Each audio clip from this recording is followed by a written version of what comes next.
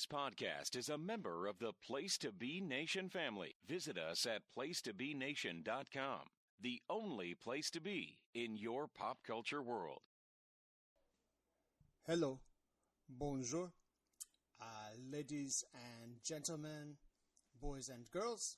It is I, legendary French actor Gerard Depardieu, and it is an honor and a privilege for you to hear me introduce the prestigious 2017 Halfies Awards show.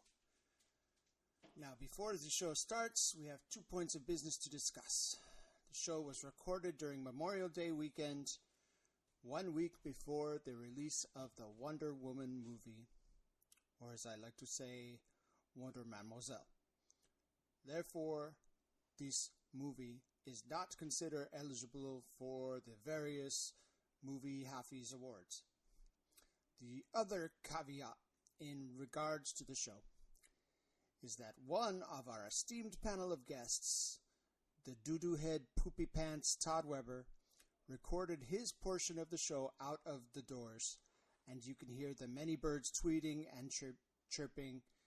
So on behalf of the hosts of the Hard Traveling Fanboys, Mr. Greg Phillips and Mr. Nicholas Duke, I apologize for the doo-doo head poopy pants Todd Weber's ignorance in his recording choices. With that being said, I welcome you to the 2017 Halfie Awards show, and I hope that you sincerely enjoy them. Please listen to a special audio presentation immediately following the program here on Place to Be Nation. And remember, Depardieu or Depardieu not. There is no try. Whenever there is candy around, I always make sure I have enough. I know that my friend comes to town, and always I have to share the stuff.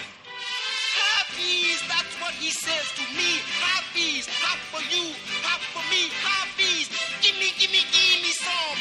If I don't share, I am a bomb.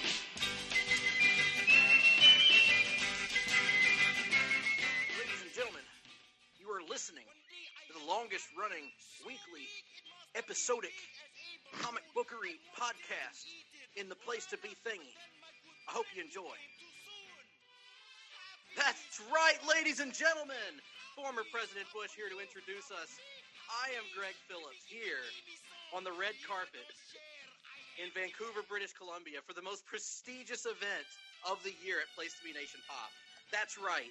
It's time for the Halfies. Joining me, as always, is my life partner, my companion, my compadre, Nicholas Brandenburg Duke. Nicholas, how are you, good sir? I'm doing well, and I feel like we should clarify, based on who our guest is, when he says red carpet, he does not mean David Sunday's pubic hair.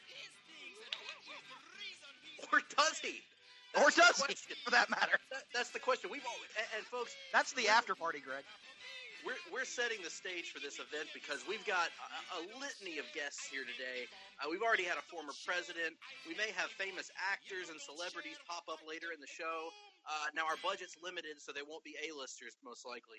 But we just got a cavalcade of guests. And let's start out with our editor extraordinaire, our West Coast companion, the maestro of ceremonies, Todd Weber. Todd, you're looking dapper today.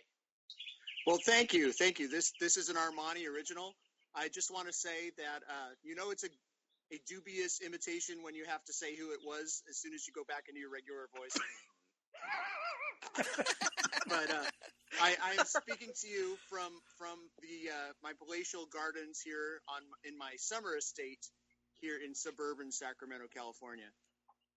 So if you hear any sounds of nature, that's because I am outdoors. I like to imagine that birds just follow you wherever you go, Todd. Just like me, they long to be close to me. Always. And joining us as well is our longtime buddy, the host of the Sellers Points podcast. And Todd, by the way, is the host of Conversation Comics. I forgot to mention that. Our friend Russell Sellers. Russell, who are you wearing? Oh, I honestly don't even know. It's just a tuxedo printed on a T-shirt, you see, because I'm classy like that. And Absolutely, and I noticed you're wearing nothing from the waist down, so that's thank you for joining us in that state. Well, I do have to admit something though. This is a prosthetic. This is definitely not. This is not all me. This is not an accurate representation of me. My people just thought that it looked good and would present well on camera, and would also not require fluffage later. Oh, I'm just happy that you've reached a level of success that you've actually got people to do that for you. So that's good. It's really great, and I will go ahead and say that if you hear any nature sounds on my end, it has nothing to do with birds, but is most likely Nick Duke having an emergency dump.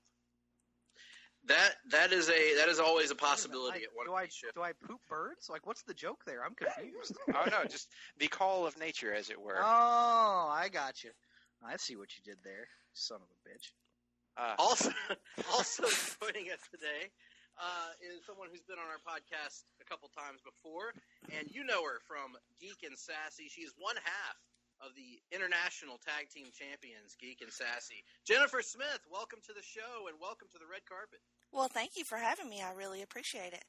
It's my first time here on the Halfies. Excited to be here. Absolutely. It is, as we've mentioned before, the most prestigious event of the year. And as we often do on the Hard Traveling Fanboys, we will be repeating that slogan approximately 50 times during the course of the show. And finally, joining us, he's been with us on the Hard Traveling Fanboys before, but he is a newcomer to the Halfie Awards, but no stranger to Halfies themselves. David Sunday, called by Time Magazine the Dom DeLuise of Delight. How are you, sir? Whoa! That was my attempt at a Don DeLuise laugh, which did not go well. It sounded more like a salacious B. Crumb from Return of the Jedi, if you're familiar with that character. The little annoying bat thing that sat on Jabba the Hutt's shoulder. That's what it sounded like. Oh, well, I'll take it. From the good half of Return of the Jedi. Oh, you mean the entire movie, Todd? Ewoks, my friend. They're never even called the Ewoks in the movie. That's it. Listen, this is a conversation for the fullies, gentlemen. These are the Halfies. David, welcome to the show. Thank you for having me. Eloquent as always. All right. Well, what this is, for those who maybe, for whatever reason, if you've missed all the mainstream coverage that this show has gotten, the Halfie Awards are our half-year look back at what has happened in comics. But we're doing things a little bit differently this year. You see, in the past year, we've got a few new entries into Place to Be Nation Pop, one of which is Sellers Point Quarterly. And so we figured, why step on the toes of Sellers Point's Quarterly when we can go back an entire calendar year and make the Halfies our new half-year, end-year award show? Exactly. Nick, help me out here. It's just a year-long award show that takes place halfway through the year because we liked the the prepubescent joke of a halfway erection being worked into the show title. That's right. And that's honestly the main decision point for most of our decisions that we make on the HTF show. So, absolutely. So we're going to be talking about the comic books, the comic book films, the comic book TV shows that stood out most to us, whether positively or negatively, in the last calendar year. And with all that out of the way, with all the hullabaloo out, we'll give our picks, we'll give some comics that we considered for this, and then we'll reveal what our vote totals produced. Each of us submitted a top 3 list in each category. We had an independent counting firm to add up all the vote totals to make sure there was no gimmickry going on here, no twisting of ballots and things like that. And this independent accounting firm has now given us the awards in a sealed box that we will open at the end of each category. And Nick, I understand that you have that sealed box in your possession. Yep, it's sitting right here. It is sealed. What's sealed. In the box? What's in the box? A bunch of envelopes, a severed head, and a dick. Pepper Potts head. So that's where that went. Ladies and gentlemen, our second celebrity guest of the evening, Brad Pitt. Mr. Pitt, so good to see you here. And he's left just as quickly as he arrived. Well, never mind. He seemed a bit bemused. He did. He was very disturbed by the contents of that box. By the way, a side note here, I actually saw the ending of the movie 7 and have never actually seen the movie 7. Oh, wow. Great movie, Greg. You need to check that out. I've heard. Given But your I've love of seen the Morgan ending, Freeman. I feel like it'll ruin the movie now that I've seen the ending. No. It's not a Sixth Sense situation, in my opinion. Nope. No, that notwithstanding, let's start it out with our first category of the evening. We've got a category that we have titled Breakout Creator. And this is kind of a bit of a nebulous category where everyone can kind of apply their own unique definition to it. The way that I imagined it when we first came up with the category is a creator who came out of left field and really surprised you in the past year. Somebody who either you hadn't heard of before or maybe nobody had heard of before that really came out of the gates and took you off guard with their work in comics over the past year. So let's start out with our newcomer to the show, David Sunday. David, who is your pick for Breakout Creator? Well, I picked Ben Percy, not because I hadn't read his work before, but because he actually blew my socks off with his work on Green Arrow this year. Yes, Percy took over Green Arrow after the Rebirth, actually a little bit before the Rebirth event, and has really been firing on all cylinders. What was it about Percy's work that just caught you off guard this past year? Well, I didn't like his work when he did it in New 52. I didn't like his Green Arrow at all. And I canceled reading the book during his run. So for him to grab me so much with the Rebirth, that was kind of what grabbed me and what made him stand out to me. Very good. Were there any other people in the category that you wanted to give a little love to? Well, yeah, and both of them are going to sound funny because they've both been working for years. They just haven't been on my radar. And that would be Peter Tomasi, I think I'm saying that right. Mm-hmm. And one that Nick loves, Brian Michael Bendis, for his work on Jessica Jones. Because that was the first of his work I'd read. Yeah, no, I mean, this category is going to be personal to each individual on the panel based on your number of years reading. You are a relatively new comic book reader, David. Yes, about 3 years, but my list was very small until the last year is when my list got a lot bigger. Gotcha. And if there's one thing the Halfies represents, it's things getting bigger. Absolutely. And our next guest would be a gentleman who's joining us again, Greg. Greg, welcome to the show, and tell us who your pick was for Breakout Creator. Thanks, Greg. My pick for Breakout Creator, I had to go with a guy who's been around for quite some time, but whose work never really impressed me until the past year, and that would be James Tynion IV, who is the architect of Detective Comics. I like it.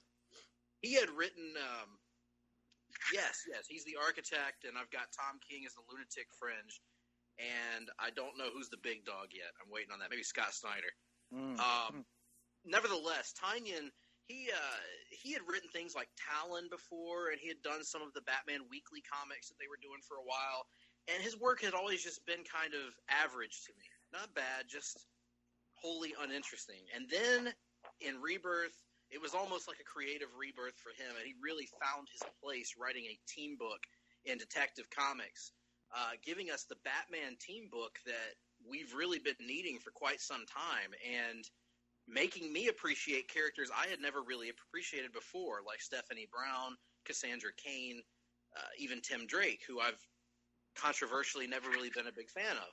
So he's done a great job writing that book, shepherding it through. So he was definitely my pick for Breakout Creator. I also want to throw a brief mention to, because I don't know if he'll get any other mentions here, Jorge Jimenez, who is the artist on Super Sons, has done a wonderful job and really caught me off guard by being every bit the artist that Patrick Gleason is. So big fan of Jorge Jimenez as well. All right. Thanks, Greg. Thanks for your thoughts there. And now we move on to Jennifer. Jennifer, tell us your thoughts on the Breakout Creator category. Who did you go with? I am going to butcher his name, but he is the artist on Green Arrow right now, Juan Ferreira, We'll say it like Close enough for us. Yeah. Yeah. We'll allow it. Thank you. I have just gone head over heels for this guy's art. It is just stunning. The way he draws Ollie, the way his layouts, the way he draws the rain, which is very present in pretty much every issue that he draws. It's so tactile. It's something that just jumps off the page at you, particularly issue 21, 22, and 23. They have stunning covers. The interiors are amazing, and I'm obsessed with this dude. I love the word tactile to describe it. That's very good. Well, that's beyond what Nick and I use to describe art, which is it's good and it's great. I like it. I was going to say moist, and then I decided against it. Whoa. Hey, now. Oh, spank. And the first of many. Yes. But you know what, Greg, just to have a little callback to last year's Halfies, you know what isn't moist at all? No, I know. I think Todd knows. Yeah, that's going to be Aunt May's hooch. That's right. All right. Well, that's a bit good dusty. pick, Jenny. Obviously, Green Arrow has been one of the more successful Rebirth relaunches. Do you have any other breakout creators you wanted to throw a brief mention to? Actually, that was the only one I had on my list. But then I just thought about Sam Humphries on Green Lanterns. I just love his writing. What he's done with Jessica and Simon, it's just been amazing. Very good. That's a good pick too. Nick, let's move on to you and your pick for breakout creator. Well, my pick, I'm going to echo Jennifer's thoughts. I went with Juan Ferreira for his work on Green Arrow. I thought it was absolutely outstanding this year, and I continue to maintain that he's the superior Green Arrow artist over Greg's favorite, Otto Schmidt. Otto Schmidt. Juan Ferreira has just been outstanding. It's the way he's able to convey motion. His panel layouts are pretty innovative. Not quite to the level of Andrea Sorrentino or anybody like that, but still some cool layouts. And it just seems to fit the stories that Percy is telling a little bit better than than Schmidt's work. But I like Schmidt as well. But yeah, Juan Ferreira was my breakout creator. And then as a backup, kind of throwing some love his way, even though I know he's been in comics for a while, but he jumped onto my radar in a big bad way this year. And that's Mitch Gerads. I thought he was outstanding on the issues of Batman he worked on that I read. So he was my backup pick there. What I'm getting out of that, Nick, is that you think that Otto is a piece of Schmidt? No, I didn't say that at all, Greg. Quite frankly, can't there be some nuance in the discussion Nope. rather than everything great, is sucks? either the best or the worst? That's all there is, Nick. Oh. We are a comic book opinion show. That's all that there can be are things that suck and things that are awesome. Nothing in between. What would Mike Sanders think of that? Well, where's Mike Sanders today, Nick? Exactly. He's nowhere. Right here. He's right here next to me, actually. Making very unforward advances at the moment. Oh, my. I never knew that. Hey, to each their own, right? So, let's move on to Russell. Your pick for the breakout creator of 2016-17. Well, mine was the same as yours, Greg. For my top spot, James Tynion IV. Really, and like you said, knocked it out of the park with Detective Comics after a long period of just not really all that impressive work. But I do have to shout out one of his other books that really made me a believer in him before Detective Comics, and that was his Batman and Teenage Mutant Ninja Turtles miniseries from last year. That's the first time I remember reading something of his and thinking, wow, this guy is really great at the team dynamic. And whenever I saw the pitch for Detective Comics, I thought, yep, this has real potential to be good. I hope that he manages to carry over that magic from Batman TMNT, and he did in a huge way. So big hats off to him. But to throw some love to a couple of other people that were real breakouts for me, the next one would be artist Dexter Soy, who is on Red Hood and the Outlaws right now. He is just one of the most dynamic artists that I've seen in the last several years. Like, not in the same way that say somebody like Jason Fabok is, who definitely takes like influence from Jim Lee and Greg Capullo and David Finch, people along those lines. But I would say that Dexter Soy definitely has influences from all three of those, but with a slight, maybe an anime twinge to it, I guess. That's the only way I can think to describe it. You just have to see this stuff. It's very good. And I'd also throw some love to Rafa Sandoval on Hal Jordan and the Green Lantern Corps. I think that his work has been absolute dynamite. Certainly serving as a great second artist on that book with Ethan Van Sciver. Very good selections there, sir. Red Hood's a book that I need to check out at some point in trade format. Over to the West Coast, and Todd, Mr. Weber, and your friends. I was wondering if you and your friends could give us all of your selections for Breakout Creator. Well, that's very generous of you. Just when I thought my time had passed, you went and saved the best for last. The breakout creators that I chose to highlight were featured on a fantastic book from DC and their Hanna-Barbera line. In fact, these guys are Hanna-Barbarians, if you will. We got the writer of the Flintstones is a man named Mr. Mark Russell, and the Flintstones has been a under-the-radar comic that has been quite subversive, actually. We've had a chance to read it, like my good friend Steve Ferrari has, and Stephanie Hawley. We're all reading Flintstones, and it's just dark, and it's kind of an allegory for modern times, and it's done really well. And who could have thought that a book about the Flintstones was actually relevant? And it's not just relevant; it's thought-provoking and profound. So, Mark Russell is the I was going to use Nick's architect line, but he's the visionary behind Flintstones. And you mean my architect line, sir? No, okay, fine. So yeah, if you said that, Greg, props to you. I thought that was a Nick Duke line. I apologize. Maybe I'm just used to Nick saying the better things. I'm not sure. Oh, that's right. Yeah. Woo! So my number 2 pick was Steve Pugh, who was the artist on the aforementioned Flintstones book. The book is mostly almost photorealistic, and he's not just drawing John Goodman as Fred Flintstone. He's actually been very consistent with his visage of Fred and Barney and Wilma and Betty and the vacuum cleaner, who is a sleeper character in the Flintstones book. I also is he drawing Halle Berry as the slutty office assistant? No, but he should. And he's drawing Kyle MacLachlan as the game show host guy too. So anyway, my third pick was a man his work hasn't even debuted yet, but I put him on there just based on some preview pages we have for Aquaman 25, and that is Stefan Sejic from that guy.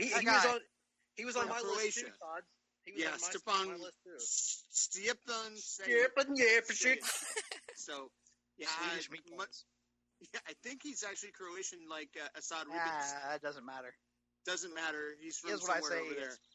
So and let's just get it out of the way. Aquaman 25 looks like it's going to be one of the best looking comics I've ever read. So yeah, there you go. Those are my picks.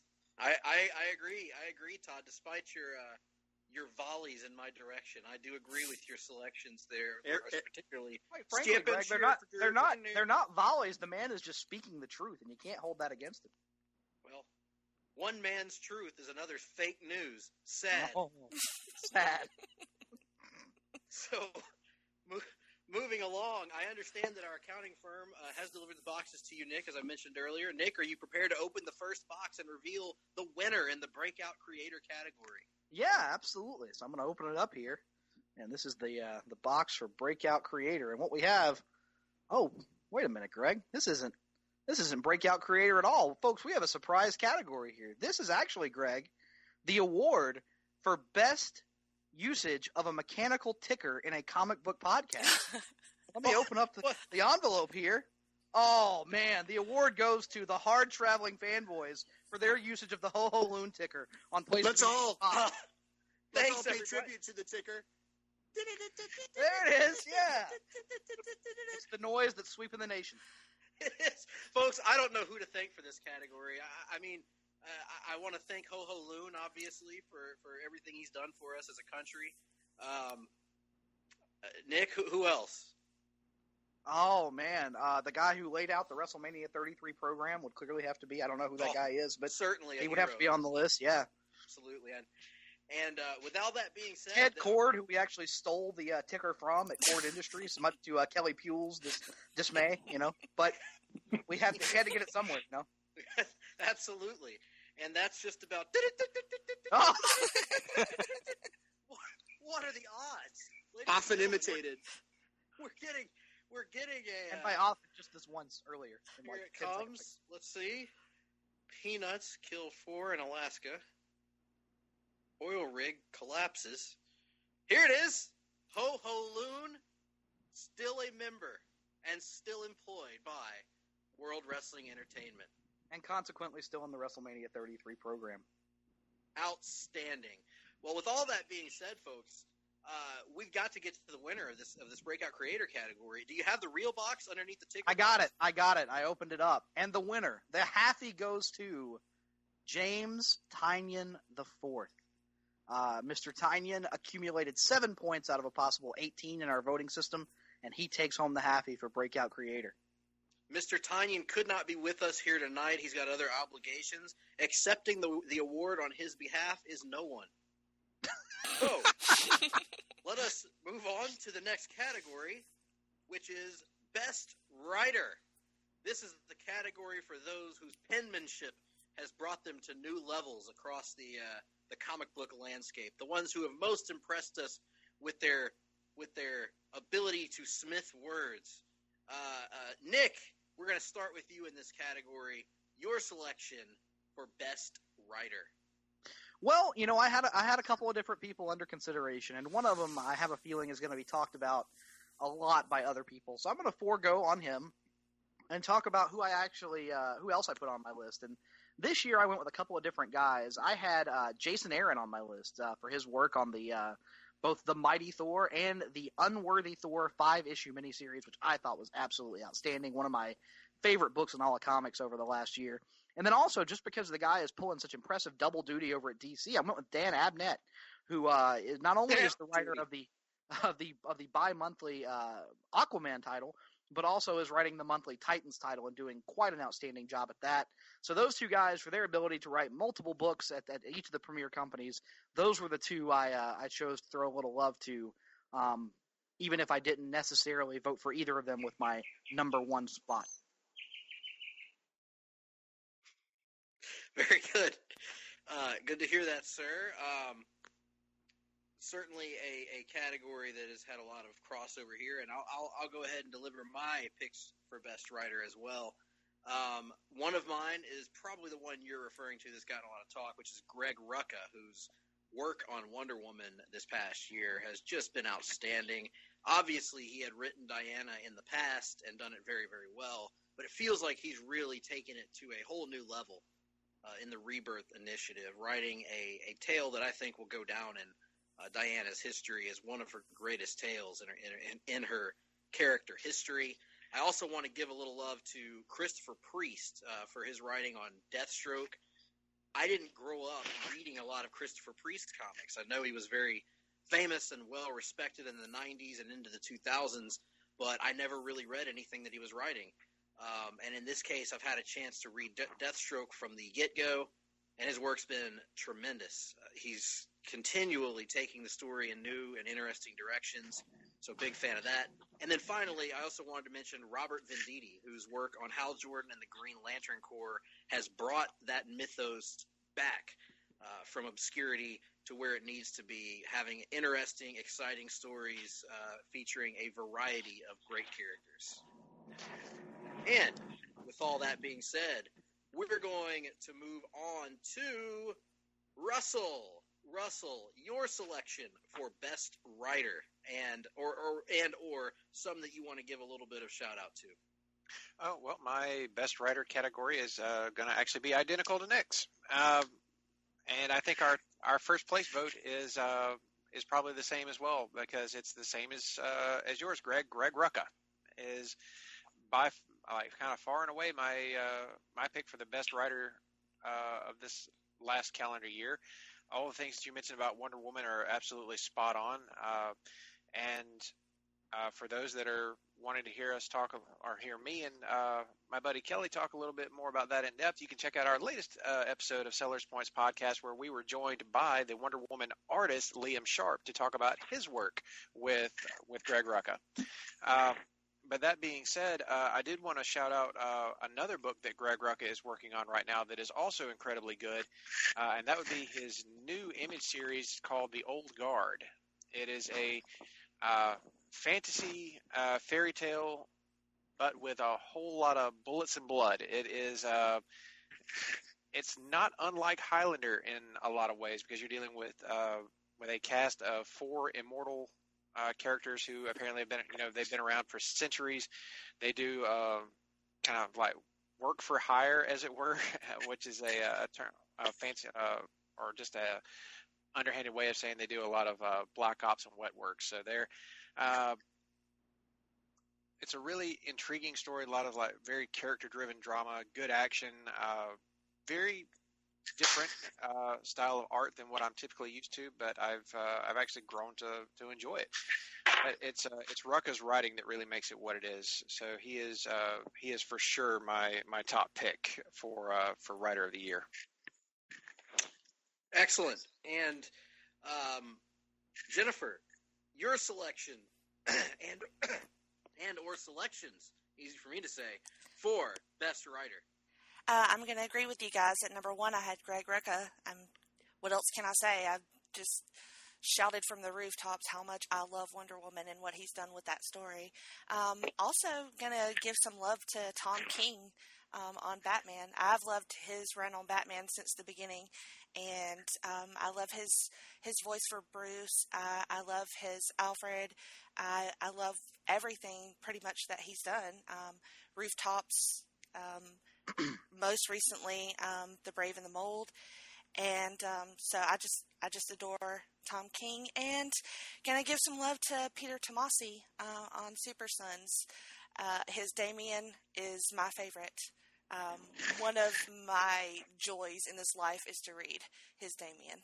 I love it so much. Very good. I have to agree with you. I've only read the first 2 issues, but I've really loved that series, as I kind of figured I would when it was being solicited in the first place. Hey, Todd, do you have any thoughts on Jennifer expressing her love for Damien? I don't typically care for Damien as a character or a concept, but I got to give it up to Tomasi and Super Sons, because that's a great book, and I enjoy reading the interactions between John and Damien, and I don't know. I was listening to you guys talking about it. Both Russell's show, Fun Show, Sellers Points, and the Hard Traveling Fanboys were talking about Super Sons recently, and I went, "Whoa, holy cow!" To me, I can visualize Jonathan Kent as my son Evan and Damian Wayne as my son Aaron, and that totally reframed the book for me. So I actually like Damien in that context quite a bit more than I have, and he's not going anywhere, so I better just kind of enjoy the ride, so to speak. So and Super Sons is a great book. Man, Todd Weber showing once and for all that if he can change and you can change, maybe we all can change. Outstanding. There's no easy way out, Nick. Oh, now the Halfies are turning into Fullies.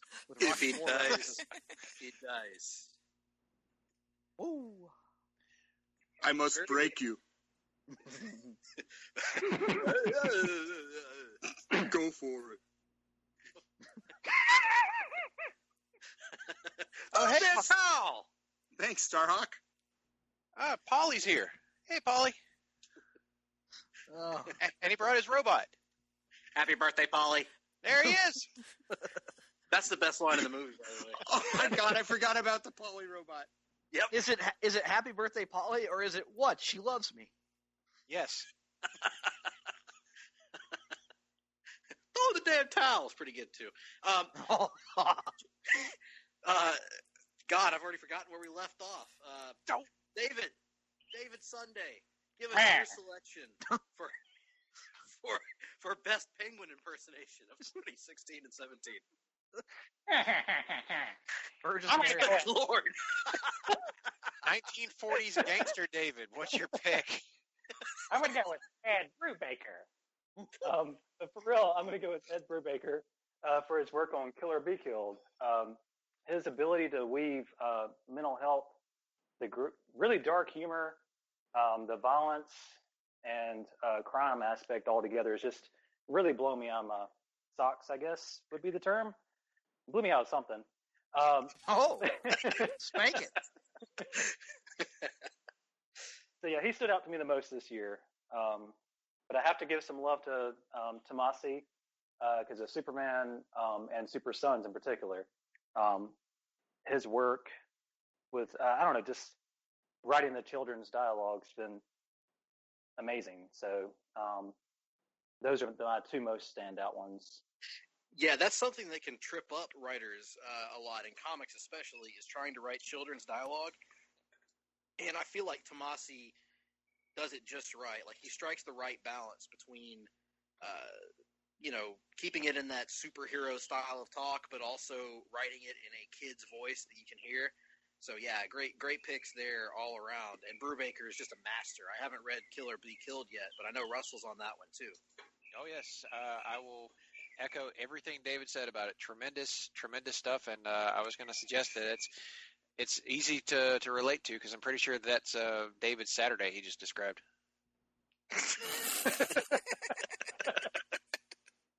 Well, we don't need to get into that. We don't need to give away, my Saturday exploits. But I'm not trying to tell all the tales out of school, but I've spent a weekend with you before, and it was quite a time, David. You know how to show I for one am not aware of what a school is personally, but if you're referring to a school, then I understand what you mean. But a school, I've never heard of. Well, I like that, Nick. I think that's pretty cool, quite frankly. You know what, guys? Mr. Ross making a run in. I love it. I didn't want to play up the Georgia stereotype, but as soon as you said it, okay. But I'm from Alabama. I can't say shit. You guys just made the list. You know that? Oh my God! The AVN Awards from last night make so much more sense now that I'm reminded that people from Alabama exist. That's where the incest market. Wait, was that where she was from? I don't know. I'm just assuming. I mean, it makes sense, doesn't it? Yeah, it does. Folks, this isn't on the format sheet. Shivani and Ross run-ins already. All right. Todd, let's go to you and your selections for best writer, your top pick, and maybe if you want to throw some love to anyone else as well. Well, yeah, like many of you, I selected Greg Rucka as my top writer. Wonder Woman has been sublime. I think you just take this 25-issue run of Wonder Woman. Is it 25, 24? How many is he on the book for? He'll wind up at 25. Yeah. 25. Yeah, that's tremendous. And, technically 26 with the Rebirth. Including the Rebirth one-shot. That's true. Yep. And the annual, right?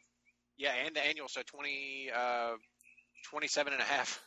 And 2 stories in the 75th anniversary special. Yep. So yeah, he's written a good bit of Wonder Woman in the last year. So when the inevitable omnibus comes out, this would probably be volume 2 of the Rucka Wonder Woman omnibus, because I could see them doing such a thing. They'll put all of those in the same volume. But I had him first. I also had Tom King second. But Rucka was first, not just for Wonder Woman, but I also am reading The Old Guard, and it's fantastic. It's tremendous. I'm a big fan of Lazarus, too, and we didn't get much of that this past 12-month period, this past school year, if you will. But Rucka's Lazarus remains just an awesome book that I read no matter what aspect of it comes out. We had a source book come out a couple weeks ago that I picked up. I also ranked Tom King as well, and Batman has been tremendous, specifically pointing at the Button storyline, looking at the Rooftops book series of books, and The Brave and the Mold, which is one of my favorite single comics of the past 12 months or so. But Tom King also, within this 12-month period, finished up his Excellent Vision series, which is available to read on Marvel Unlimited, and you should read it if you haven't already.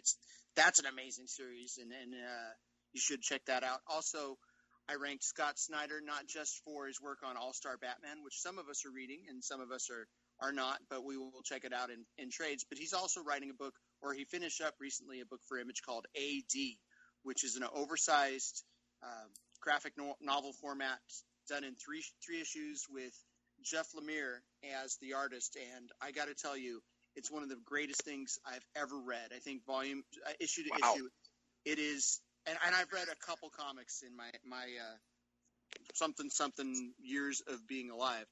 So, Scott Snyder was number 3. Tom King and Greg Rucka were my choices. High praise on that AD book. I'll have to check that out, man. That's good it's to hear. Fantastic. Yeah, get or at least borrow the collected edition that comes out here in a couple months. Awesome. Well, with all that being said, I believe, Nick, that we are ready to announce the winner. We've got all the nominees in. Time to find out the winner of the Best Writer Halfie Award, one of the most prestigious awards, again, in our industry. Absolutely. Well, I think it comes as no surprise here if you've been paying attention for the last few minutes. The Halfie goes to, in this case, Greg Rucka, scoring 15 out of a possible 18 points to take home Best Writer at this year's Halfies. That's right. And once again, Mr. Rucka not able to be in attendance here tonight. He's got obligations and other things. And we will be sending him his award in the mail. It might take a while to arrive, though, if you're listening, Mr. Rucka, but it will get there eventually. Let's move on to the next category. And this category is Best Artiste.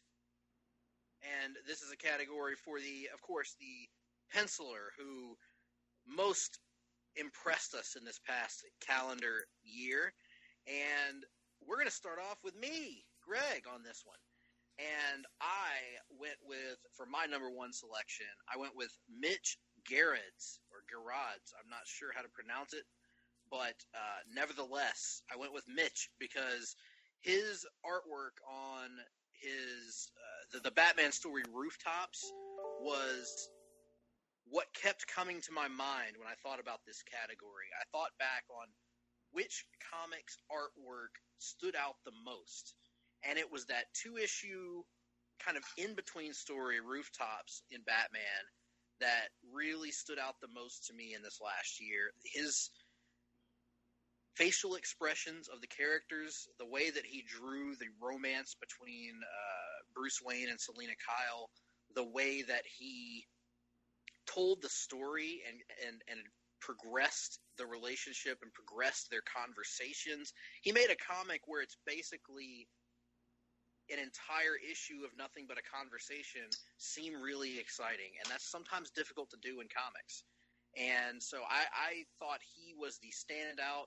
I also wanted to give a little bit of love to Ethan Van Sciver, who continues to be the greatest, perhaps, Green Lantern artist. And also Patrick Zurcher, who I think has been the best Superman artist this past year in a crowded field of really good Superman artists. He's done a lot of great work on that book, and in particular on Action Comics.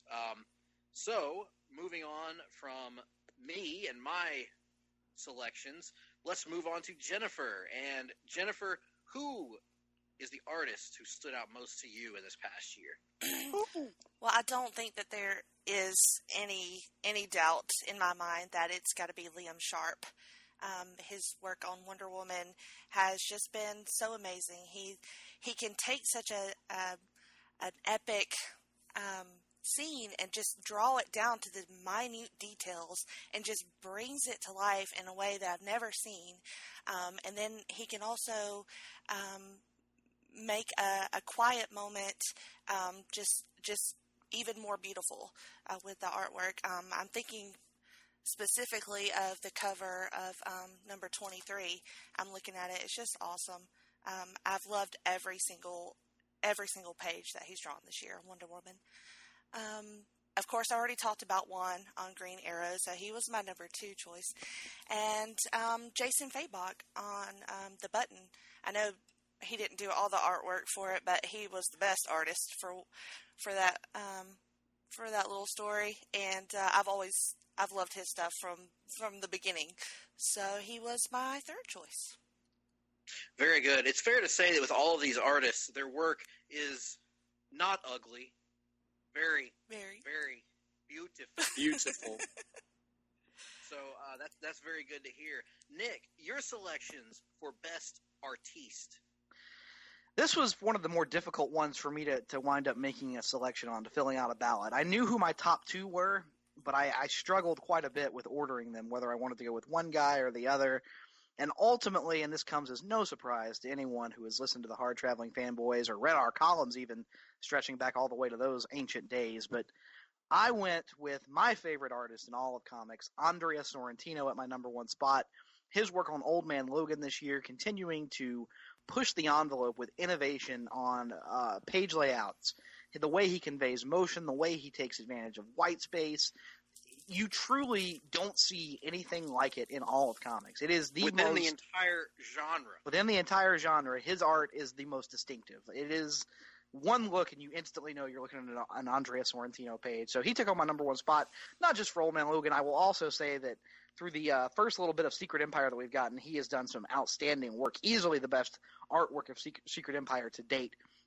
So he took home my number one spot, and coming in at a very close second for me personally was Liam Sharp, as Jennifer said. And I haven't seen a bad page from the guy in Wonder Woman since it started. He has been a revelation to me as someone who wasn't really aware of him before the series started. And then finally, just a little bit of love. Greg already mentioned him, but the greatest Green Lantern artist of them all, Ethan Van Sciver, also deserves a little bit of a shout out for his work on Hal Jordan and the Green Lantern Corps. All good picks. All good picks. I can't argue with any of that. Mr. Sellers, your selections, good sir. Well, I'm going to echo some of the things that Jennifer said about Jason Fabok, as he is my number one pick for the best artist. His two issues of Batman During the Button were just some of the best work of his career, specifically on Batman 22, which I think might be one of the most emotionally resonant comics that I've read in the last 3 or 4 years, and I felt like that was largely due to the art. No disrespect to Joshua Williamson and to Tom King for their storytelling there, but Jason Fabok's art is what makes that, and especially the interaction between Bruce Wayne and his father Thomas Wayne.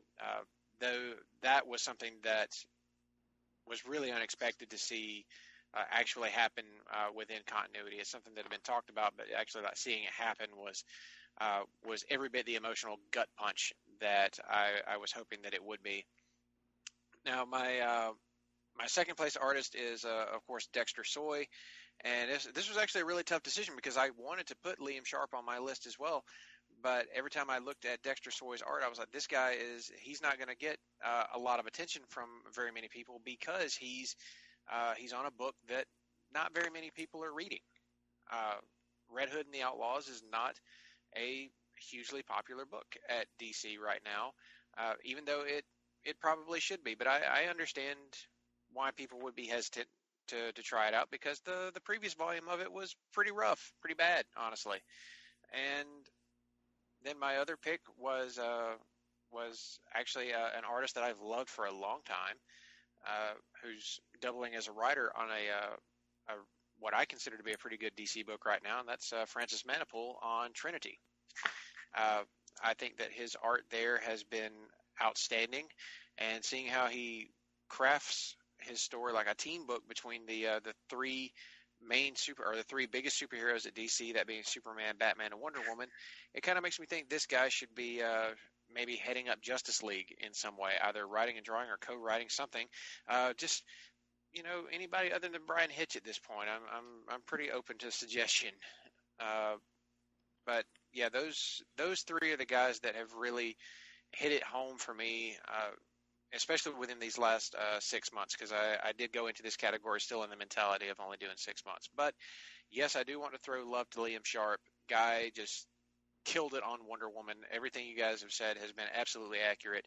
And he also is one of just the nicest people working in comics. So And that's nice to see from somebody who's been in the business for as long as he has, too. Very good. Another round of nominations here, and excellent choices all around. Let us go to Mr. Weber. Mr. Weber, your selection and selections in the category of Best Art Person. In case you're wondering, Todd's portions this week are brought to you by Uncle Jemima's Pure Mash Liquor. With the cartoon birds in the background. Yeah. They're just helping him get dressed. Exactly. I'm swatting them away as we speak. So Stop putting my sass on me. I'd also like to give a shout out to my friends at the Top Beer podcast here at Place to Be Nation Pop, as I am having a Lagunitas IPA right now from nearby Petaluma, California. It's a fine beverage, to be sure. My choice was, number one, was Mr. Liam Sharp for his super-duper consistent run, both quantitative and qualitative, of Wonder Woman. Liam Sharp has added just wonderful storytelling and detail to this run. And, again, a guy that hadn't been on my radar for a long, long time, even though he has followed me and then summarily unfollowed me on Twitter for years. But Liam has just done a great job on this, and I look forward to seeing what he's got up his sleeve for the next big project for him. I also ranked Mr. Steve Pugh from Flintstones and Jason Fabach for his great work on The Button. Very good. Very good. Mr. Sunday, give us your Sunday special for Best Artist. Well, by far, my most standout one this year has been Sean Phillips, who I was new to because of his work in Kill or Be Killed was what stood out to me. He does just such a great job of mixing. I'm going to see some psychedelic stuff. I'm looking through Kill or Be Killed right this second just to remind myself a few things. And just, I don't know, just the way he draws buildings, violence. It's just inventive. It's not like overly gory just for the sake of it, but right. It's a very gritty kind of style. Right, but it's not like over glorifying it. Basically, is one thing I like about it. But then he also, I have to throw some points to him. He draws some very nice naked ladies as well in the book. So I have to say, I was not expecting that when I was reading that book. Oh, spank it. Yeah, I didn't mind it. Oh, God. New Orleans flashbacks coming through right now. Hey, no, let's not talk about that. But I don't know. It's just his work really spoke to me in that book, and not just because of the naked people. That was just a small part of it. Because I would say, as a whole, the book is "This is not about sex." Sex. Thank you, Mr. Stapp. Oh my God! Has Todd Weber been challenged for the title of musical interlude maestro? I forgot to mention that when I was introducing David. For those that don't know, that might be listening to the podcast for the very first time, or to the Halfies for the very first time, David Sunday is actually our Jingleheimer on the show. Yes. Yes, all two of them so far. Anyway, but so yeah, Sean Phillips, he usually takes my top spot, but I'm going to have to echo young Walter Duke over there about Andrea Sorrentino. Let's keep the shoot names out of it, brother. Hey, little Walter. Likes that one. If you keep calling him that, he's not going to like you. Big pop, Russell. I was trying to figure out how to work that in there, but thank you, Russell. You're welcome. But yeah, Sorrentino, his inventive layouts and everything, and just, I don't know, I can't add anything to it, so I'm just going to say it's beautiful work and move on from there. And third, I put Patrick Gleason because of the way he draws the excitement and just, I can't really think of any way other to describe it. Children's faces. Yes, exuberant child faces in Super Sons. Does he do Super Sons or does he? No, he doesn't. That's where just Superman. That's right. And the Superman title was where it first stood out to me, so I got to give him some love for that. Yeah, I agree. I've long thought he draws children better than anyone I've ever seen in comics. But It's unique, believable, so I like it for that.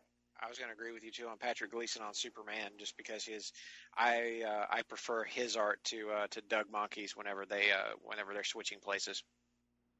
Yeah, I think Patrick's is the better artist of those two. Yes, definitely. With all that being said, we have finally reached the end. Let's go to Nicholas, who has the winner in this category. Nick, tell everybody the winner for Best Artist. Oh, this one was very close. We had two candidates who kind of were in a tight and heated race to take home the Halfie, but the Halfie, to join his Wonder Woman compatriot Greg Rucka, Liam Sharp takes home the Halfie for Best Artist with a total of 8 out of 18 points. Yeah, let's hear a round of applause. Yes. Woo, yeah. Bully. Yes. Here to accept the award of Best Artist in place of Mr. Liam Sharp is the famous French artist and actor extraordinaire. Oh, God. Mr. Gerard Depardieu. Oh, thank you very so much. Come see my fantastic film, Columbus 1492, The Conquest of America. You will like it very much. And come see me in a repertory player's version of Les Miserables and The Hunchback of Notre Dame, playing for you in Grenoble, France, soon. Straight from Grenoble in the French Alps. Yes. Outstanding. Mr. Depardieu. We must thank him for joining us, even though we explicitly told him in his contract to appear here not to shill any of his upcoming movies, and he could not hold up his Bonjour.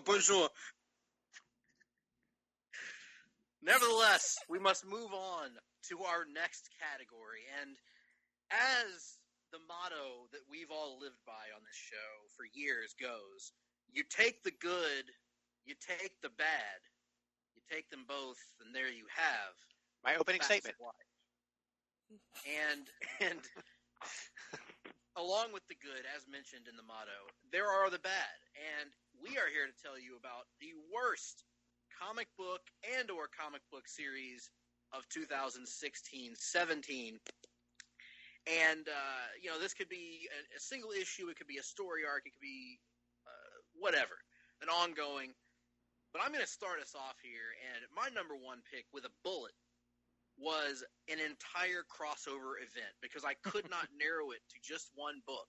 I had to name the entire story that was Night of the Monster Men! ! And this was a Batman crossover event that took place in, Batman, Nightwing, Detective Comics. Detective Comics. And it basically ground all of the stories that were going on in those books to a screeching halt in favor of one of the corniest, lamest, least interesting Batman storylines I can remember in quite some time. Nothing of note happened. It featured my favorite trope in all of comics of Dick Grayson being rendered a monster that has to be saved by Batman, and just a bunch of bad characterizations and bad, boring enemies and not interesting anything really. It was just a disaster of a story that I hope never happens again. That was my number one pick easily. I also went with Batman number 13, which was the end of the I Am Suicide story. It did not work for me. I've been over it on our Hard Traveling Fanboys podcast many times. Just that issue and that story really didn't work for me overall. It was very hit or miss, and that issue was kind of landed with a thud to me. It was way too rushed. I think what followed after was significantly better, obviously, but that got a nod for me. And also Nightwing number 11. I don't think it was an awful comic, because I don't think I read very many bad comics in the last year. It was just one that, to me, did not do what its job was, which was to make me want to read the next issue. It actually made me not want to read the next issue. So those were my picks for worst comic of the past year. Let's move over to Russell, sir. Your picks for worst comic of the last of the time period. Well, it's it's going to be a comic that I've harped on about before, and the reasons are still pretty much the same. And this is the current Batgirl comic that's being done by Hope Larson, and was for a time by Raphael Albuquerque, who is actually an artist I tend to like, but his time on Batgirl was just, I think, the worst examples of his art. And Hope Larson's kind of throwback style just did not mesh very well with the larger Rebirth aesthetic. It felt like it was trying way too hard to almost pander to a certain audience, I guess.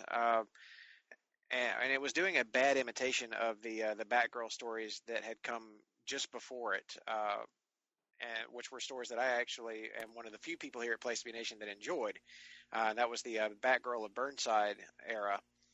But Hope Larson's pitiful impression of it has just been a remarkable failure in my eyes. I absolutely despise how that book is put together, and have no interest in reading it any further, though every so often I will still pick up an issue on the shelf, take a look to see if things have improved.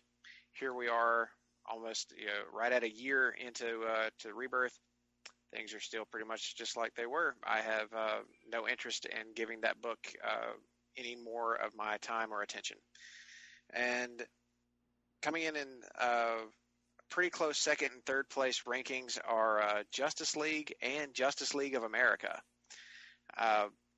We've talked many times about this, about why Justice League just isn't working. It's very unimaginative. It seems to be repeating the same storylines over and over again. It's really hard to tell one character voice from another. Everyone seems to be written pretty much exactly the same, which is really disappointing considering, Brian Hitch has been in the business for a very, very long time as an artist, and, as a storyteller. I expected more out of him for his Justice League run, and he's just not delivered on it.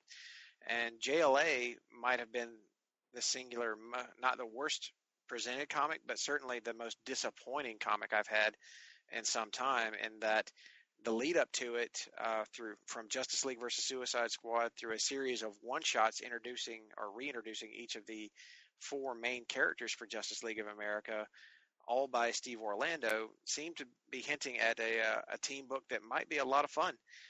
And it wasn't. It lands with a big thud, and a boring one at that. And I think that's its greatest sin, is that it was a boring comic full of absolutely cookie cut or paper cutout versions of villains who I knew nothing about and cared nothing for, whose motivations didn't even make sense as presented. So I was so let down by the promise and then the delivery of what is the current Justice League of America book. But those are my picks for the. I know I didn't go with any single issues or story arcs. I just decided to go with books that just are not working for me, and those are the three that just are, really not where I think they should be.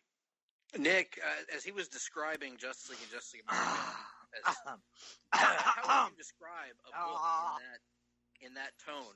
If you had to describe it, maybe in three separate parts, how would you describe it? Well, I think what Russell was driving at, Greg, is that it's a boring comic about, boring characters doing boring things. Thanks, Paul. That's great. That's exactly what I was looking for. Jenny says, tell us your worst comic. Which one is it? Todd Weber is going to sue you and David Sunday for gimmick infringement. He will not let this transgression stand, sir. I'm fine. I'm so happy in my old age to just let the gimmicks that I've created be appropriated by lesser mortals. So yes, Todd is the Buddy Rogers. Todd is the Buddy Rogers of the podcast world. That's right. You and David Sunday can take his gimmicks, but you'll never have his class. Yes. Yes, I love it. All right, Jenny, your pick's the worst comic. Well, Jenny says Cyborg sucks. I read like half of the issue. I was like, fuck this, it sucks. Ginny is right. It made no sense. It looked like shit. I'm just like, no. Also, I've talked about this before, and I think Nick disagrees quite a bit, but Batgirl and the Birds of Prey, also very much suckage. And I Ginny tried is really. wrong. Shut up. I tried really Yeah, hard. with that one. I almost nominated the Benson sisters for breakout creators. Personally. Fuck. I would have had something to say about that, but They're not the artists. They don't. it do doesn't the horse matter. It doesn't They matter. can't help the horse nostrils. The horse nostrils are here to stay at this point. We just have to learn to love them and think about what you could put in them. I didn't say that out loud. I'm sorry. Cocaine is a hell of a drug. But number 3, and it was harder for me to put number 3, but it was The Flash, because I bought like 20 issues of that book, and I really wanted to like it, but I just couldn't. It just didn't do it for me. So that's where Yeah, I am. I understand. I got the first like 5 and was pretty bored. So That struggle is real. excellent picks, Jenny. I can't disagree. I've not read enough of Birds of Prey to say one way or the other, but I can certainly understand where you're coming from with your number 1 and your number 3 picks, and for sure. So those nominations out of the way, Mr. Sunday, give us your picks for worst comic of this time period. Well, I had to go with Flash, in particular, number 1. I found it repetitive and just boring. And then, of course, we've covered that art. Did nothing for me. So I looked at a few other issues of Flash, but I think I only bought maybe the first 1 or 2 issues. I would just look at them on the shelf to see if they got any better, and couldn't justify spending my money on it. Kind of the same category, Justice League. When I bought 1 or 2 of those, actually never read them, but what I scanned of them just really annoyed me. Let me spoil it for you, David. Alien Invasions. And then I'm going to cheat and add something I don't know how it did not make it on my list. And it's number 3, so it doesn't matter. But I had to throw out Suicide Squad. I was very hyped for it because of Jim Lee. And that's pretty much the only reason I went for it, although I did fall in love with Captain Boomerang. But they didn't use him enough, and it was just a poorly put together book. And after, 8 or 10 issues, I had to stop spending money on it. So, quite frankly, I think there's just one man talking, and I'm sorry to interrupt the podcast here. I feel like someone could make the argument that Captain Boomerang is a character who does not get utilized properly in any medium, quite frankly. But that's just one man's opinion. definitely of what I've seen, I will agree with that. JR is right. We need JR is always right. It's true. That's right. Even when he's wrong, he's right. Because can you ever really say what he's saying at any given time? Quite frankly, it's not for us to say what his opinion may or may not be at any given point. That's right. Oh, false it.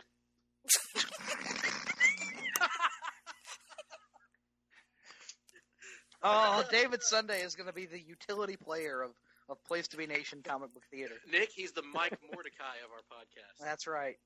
He's going to be the Michael Winslow of our. Oh Lord! All right, that was great. That was exactly what I needed. Let's move over to Todd. Todd Weber, your picks for the worstest of the worst. Well, other panelists who are more, shall we say, verbose than I have stated how much Justice League sucks. But it is a book that should have eyes on it because the upcoming big-time DCEU event movie that is coming out, and right now it is just a steaming pile of donkey doo. It is not a good book. Lots of alien invasions, and Brian Hitch should know better, but I guess not, because I've read good books that he's written before, but typically those are ones that he's drawn, and this has just been very, very so-so. There have been a few decent issues here and there, but it's Justice League. You have your most iconic characters. You should have iconic creators and iconic storylines going on, and DC is not letting that happen. But we'll see what happens after Metal or all the things coming up in the fall, because editorially they've got to be thinking, oh, it's time for a change. Enough is enough. So I ranked that as my number one, but I also ranked the stupid hipster garbage that is DC's Young Animal line in Mother Panic and Doom Patrol. Those are just stupid. And Gerard Way is no Grant Morrison, and Grant Morrison is no Grant Morrison anymore either. But Gerard Way is this is just like, who are these comics for, really? I miss Vertigo. I miss compelling alternative takes on these underused DC properties, and this Doom Patrol is no bueno. And I will give a little bit of love to Michael Allred and his Forager book, the Bug book, but the rest of the line is just, and Cave Carson has a cybernetic something, I don't know. Anyway, we're done with the worst comic book of the year. I still rank Justice League just because it's not just bad, it's mediocre, and that book can't afford to be mediocre. What exactly does Cave Carson have that's cybernetic? If you had watched the AVN Awards last night, you might have found out.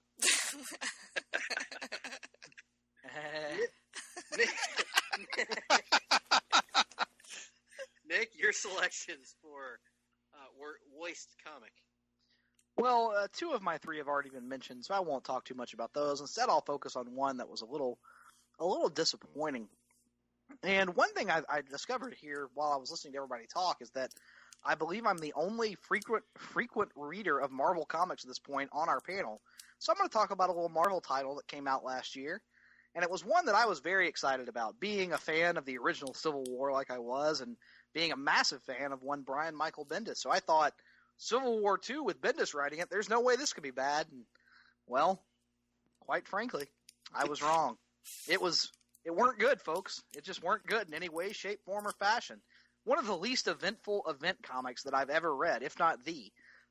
Boring, nonsensical, and just pretty much all around bad. The art was decent in stretches, but Marvel, for all the criticism they get for the constant event cycle, you're not going to help yourself when you pump out one as pointless and seemingly irrelevant as Civil War II, and that's exactly what they did last year. So many of us can relate to pumping out irrelevant things, but nevertheless, I don't know what he's referring to. Oh, spank it. But yeah, Civil War II. Nick, did reading Civil War II result in, well, anal bleeding?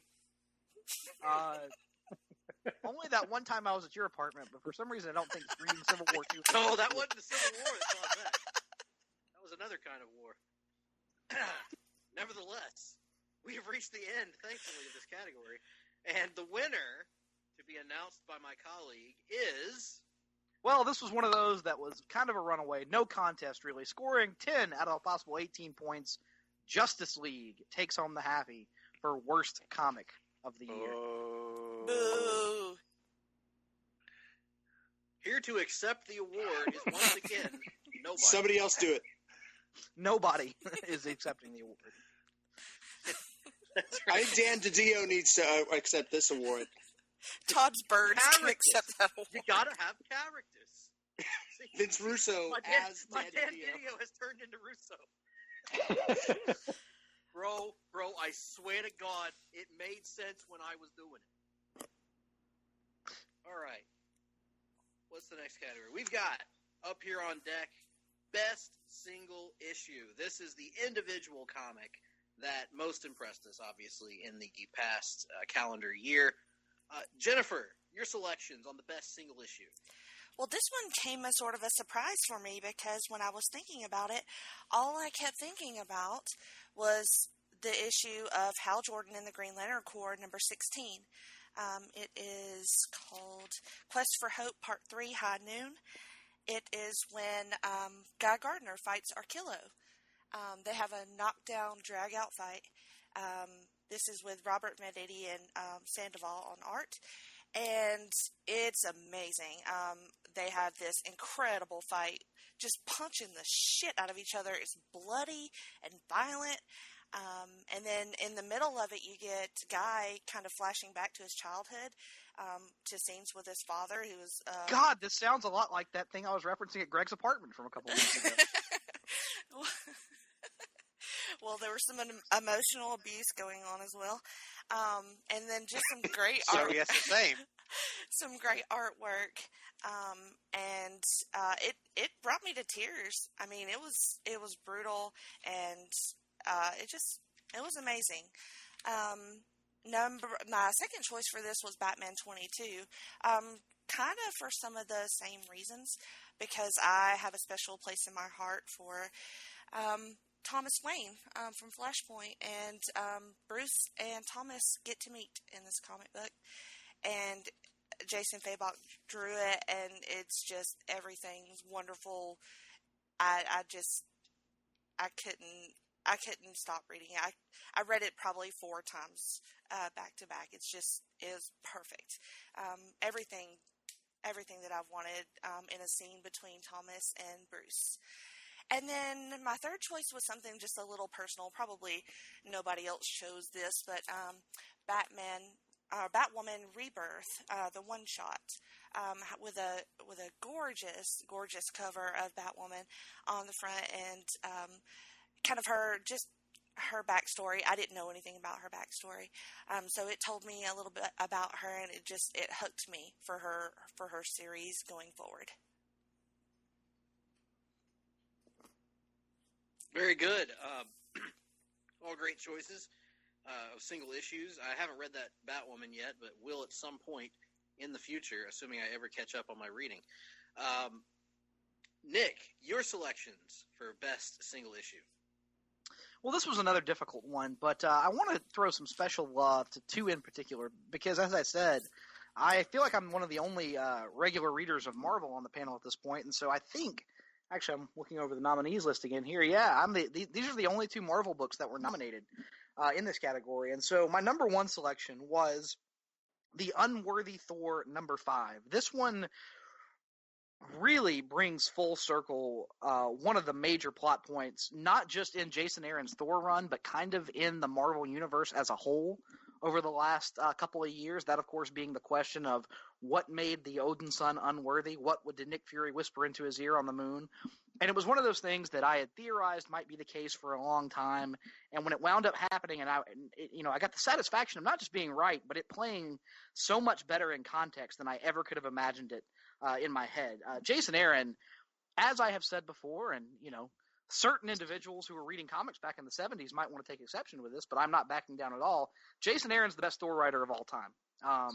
Mid-'80s. Thank you. Wait, what now? He said Simonson mid-'80s.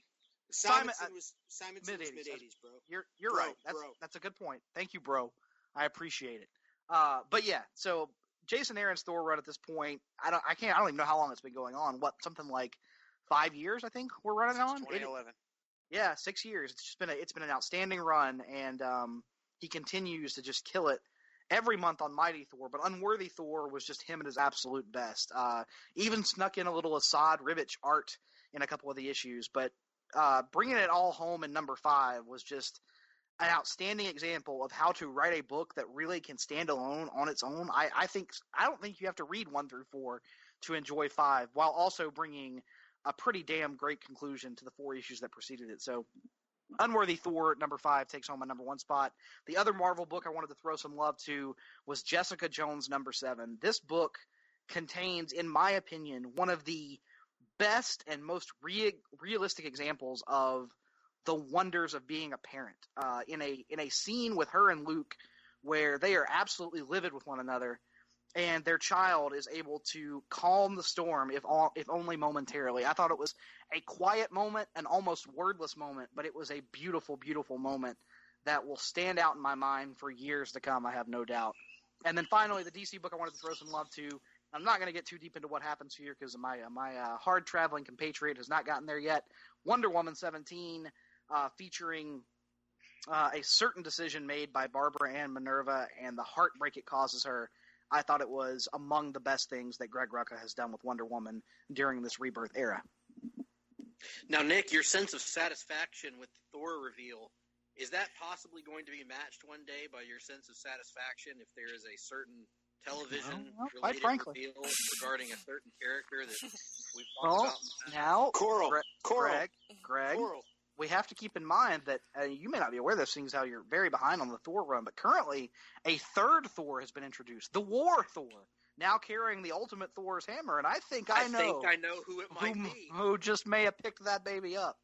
And, how he got to the Marvel Universe from the CW television universe, it's not for me to say, but I think Tommy Merlin may be carrying some hammers here pretty soon. I think you may be correct about that. Russell, your selection or selections for best single issue? Well, Nick is right. I probably should have nominated that Unworthy Thor issue because I've actually that's the only Marvel series I'm reading is Jason Aaron's Thor, and it's a tremendous one for all the reasons that he said. But my pick for best single issue is Batman number 22, and Jenny has already gone into why that issue is so important and why it's such a hard hitting one for me. And it's because of the connection of Thomas Wayne and Bruce. And the things that Thomas says to Bruce during that issue are just, it's heartbreaking stuff. It's something that you just have to read to fully understand it. Plus the Jason Fabok art just will blow you away. It is everything that I could hope for. But I did have two other issues that I want to throw some big love to, and that was my number 2 book, which was Titans number 7, which features art from Lee Weeks, as written by Dan Abnett, and it features the first meeting in the Rebirth era of the pre-Flashpoint Superman and the of course the pre-Flashpoint Wally West, and just them talking. It's mostly an issue that's just them talking about how things are different now, and Superman gives Wally some incredibly good relationship advice that I definitely related to in a lot of very personal ways. So that one hit home for me. And on top of having just amazing art from Lee Weeks, who probably draws Superman, I don't know, maybe better than anybody. He's certainly in the running for a top 5 Superman artist. That was such a great issue. Probably my favorite issue of Titans at this point. Mine too. Yeah, it's probably the best issue of Titans up to this point, though there have been plenty of really good ones. But my third choice was actually what was originally going to be Liam Sharp's final issue of Wonder Woman, and that was Wonder Woman 23, which wraps up the Truth story arc, and it actually it kind of puts a stinger ending on the Greg Rucka modern day story arc for the character. And it hits all the right notes. Like everything that Greg Rucka has been building up to with this run, just it hits in all the best ways. All the emotional beats are there. It ties together the past and the present storylines in such a beautiful fashion. Rucka's handling of not just Diana, but of Ares, of the island of Themyscira. It's all just there. It's all perfectly balanced, and it'll hit you right in the heart whenever you see the final page. I mean, the final panels of that really kind of like made me tear up a little bit just at how well done it was. So big pop for that one. So those are my picks for the best single issue so far this year. Excellent. Mr. Weber, let us know your selection and or selections for best single issue. Well, let's see. So Batman 21 was actually my number 1 pick, and I know most of the panel picked 22 as the better issue, but I preferred 21. So rarely do comics live up to the hype these days. There was anticipation off the charts to read this book, and I got to say that 21 delivered.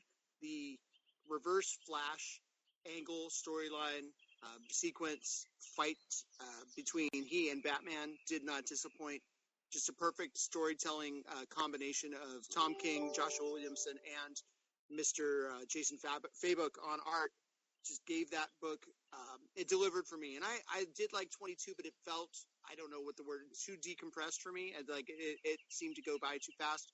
But if you read the book as a whole, which I ended up doing again, I read the whole button as a whole, and a lot of 22 was recapped elsewhere. It to me was excellent, but 21 was still the one I'll go back to. And what a great job they did with the lenticular covers. If you got one of those, or all four of those, they're just beautiful. So I picked that one. I also, because I expected that book to be awesome, and that was fulfilling, but I had zero expectation for AD #1 from Image and The Old Guard #1. Both of those books made my list because they were fantastic debut issues. The Old Guard is an ongoing, but AD was a mini, and it was intended to be a mini, and so it just was so dense. It took me about an hour and a half to really make my way through it, which is unheard of in today's 5-minute comic book reads. I don't know if I was distracted yelling at my sons or something, but that book stuck with me for a while. I worked with it, and just was very, very good storytelling about, well, what happens once they find immortality? What the whole concept of the book is, what is when Earthlings, when humans can live forever, what happens then? Do we become overpopulated? And there was enough mystery and intrigue and great sci-fi writing, actually, by Scott Snyder, that book just resonates with me, and that's kind of the stuff I gravitate towards nowadays. And I give Nick a lot of props for the Jessica Jones and Mighty Thor or Unworthy Thor 5 picks, but my choices were still Batman 21, Old Guard #1, which Russell had talked about a little bit too. What a great book from Greg Rucka, and also AD #1. Just awesome stuff that nobody else voted for but me. You know what happens, AD #1 and Old Guard #1? You know what happens, huh? When you defy expectations and catch Todd off guard and really impress him. You know what happens? Old Guard #1 and AD #1. You just made Todd's list. Made my list. Let's move over to David Sunday and your selections for best single issue. I have to go with Rooftops Part 2. I don't actually remember the number of the Batman issue, but 15. I do remember the issue. 16? Okay. 15. No, 15. Yep. But like 15. until this book, I never realized how much I loved Batman and Catwoman together, because I haven't watched a lot of the animated series, which I know that's a horrible thing to admit to, but it's true. But like, I really love. Son of a bitch. It's on my list. It's something I'm going to watch. I'm going to remedy that soon. My Kiss is on your list too, David, and that hasn't happened yet either. David, do you have the Amazon Prime? David? I do, yes, and I have it queued up to watch pretty soon. Thankfully, it's on there. So yes, that's something I know I need to do. But anyway, my point is with it is that it just did such a good job showing their relationship, showing how the art was beautiful, them having fun together in multiple ways. It's been covered, I think, on a lot of y'all's podcasts. Yeah, I mean, it really just, I don't know, the crime part and just their banter is fun to me. So that definitely got my #1 spot. The final part of the button stood out to me, mainly because of the reveal at the end. Just made me very, very happy. Something I was hoping for, and anyway, I don't want to spoil that for anybody that hasn't read it. I think Greg hasn't, so I'll be nice and not say a whole lot. And honestly, can't remember a ton of the details at the second, and I couldn't lay my fingers on it when I was looking for it a second ago. I know it's in my box, but I misplaced it somehow. So anyway, Button Part 4 really stood out to me. And then finally, Super Sons 2. And just the banter back and forth between Damian and John was just beautiful. And I know Todd had said he didn't really like Damian until this book. He's at least enjoying him in this book, but he is so much fun. He's just a little prick. Just the things he says to John. Because I'll admit, I'm more of a good child, trying to do the right thing. I relate more to John, but I don't know. Damien's just so much fun, so I have to. He's probably my favorite part of the series, even though I like John a little better. If that makes any sense, probably not. But yeah, I definitely understand. Damien and John are a lot like me and Nick. I wonder which one is who. I leave that, quite frankly, to the listeners to decide. For those wondering, Greg is actually Alfred in that situation. Sir, I'll work on my Alfred. Hey, I have a off topic. Can I take us off topic for a second? Absolutely. We haven't gone off topic yet, so yes. All right. So, not counting the DC animated universe where we had the Killing Joke and its unfortunate retcon of Bruce and Barbara getting it on. How many people has Bruce Wayne had sex with? 1,224.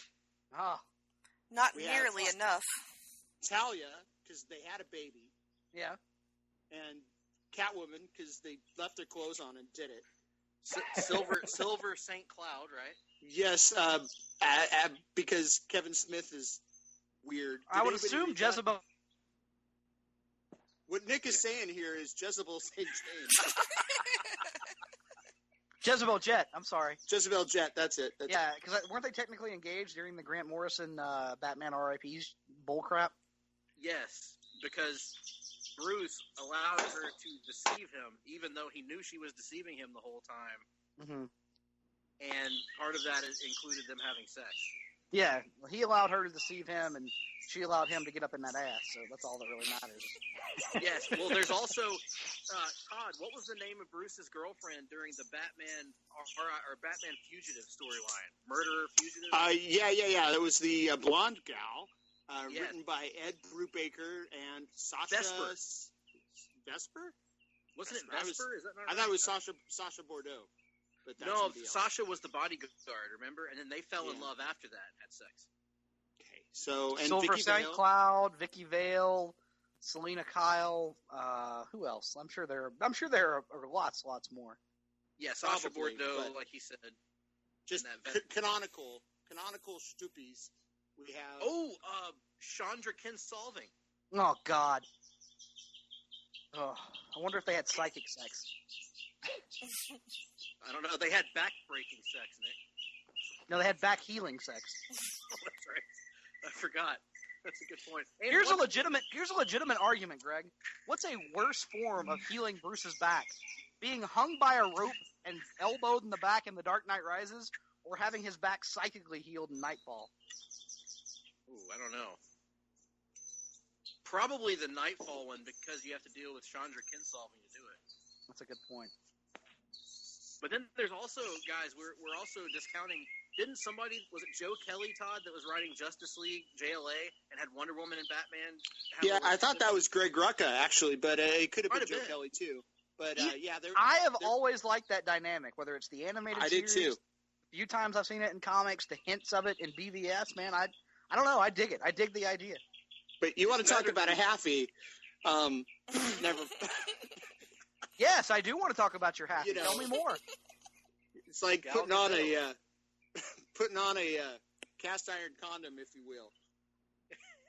Cast iron condom. Good Lord. Oh my. Well, all right. Well, certainly a unique situation. From Bruce Wayne's sex life to the greatest single issues of 2016-17. I guess I have to give mine. I haven't done that yet. I'll go very quickly through these. My number one is one that I just read last week, actually, so it's fresh on my mind. Maybe gave it an unfair advantage in this category for me, but Deathstroke number 11. This is the issue titled Chicago. I went over it on last week's show. I won't bemoan it, but it's one of those comics that leaves you, at least it left me thinking a lot after I read it, and thinking a lot about issues that I don't have a solution to. I don't think anybody has a solution to. And it was so well done and so even-handedly done in a way that is so much better than you often see in superhero comics that tackle social issues. I think this did it better than most that I remember reading. So Deathstroke number 11 is my top pick for the best single issue. I also gave a shout out to Batman number 14, which was the first part of the rooftop story. David went with part 2. I went with part 1. It was tough for me to choose which one to go with. I love both parts of it, but part 1 to me, I think, won out because it was pretty much all about that relationship between Bruce and Selena, and the way that they play out that relationship over the course of that issue. It is my second favorite relationship in comics behind only Lois and Clark. So Bruce and Selena has been something I've pretty much shipped since I was about 6 years old. So anytime I get those two together and not being written as enemies but as allies, I'm a fan of it. I thought this was perfectly done. And then finally, Superman number 18, which was the first part of the Superman Reborn story. I could have picked any number of these issues that were part of Reborn. I liked it a lot. But I think this first issue, to me, won out because of the heartbreaking scene drawn so well by Patrick Gleason, where John is being abducted by who we later learn is Mr. Nick knows how to say it. Go for it. I don't know that I know how to say it, but I always go with Mr. Mixelpidalik. There we go. And so that scene where John is actually being evaporated from his parents, there's nothing that Superman, as for all his power, can do to save his only son, and the heartbreak in both Lois and Clark's faces and in John's face as they see him pretty much being taken away from them. I mean, if that doesn't cause you some level of empathy in what a parent would go through to lose a child. I don't have a child. I know a lot of people on the panel do, but it made me realize, kind of that pain that one must go through having to deal with something like that. So that had to make my list for best single issue. So those are my picks. Hey, Greg. Yes, sir? You know who else ships Batman and Catwoman? Michael Caine. Michael Caine is Alfred. He does. That's a great point. That is a great point. I think you should have sex with us, sir. Is what he said in a deleted scene from The Dark Knight Rises. Put your finger in a butthole, sir. It's called the lubricant. You can tell me to Russian for apply your own bloody lubricant. Somewhere in Paris, there's a small cafe. We call this here the Here Kitty Kitty. We call it the shaka. It's called the shaka shaka. All right. May not please her, but Oh, it'll God. damn well shock her. I missed Michael Caine.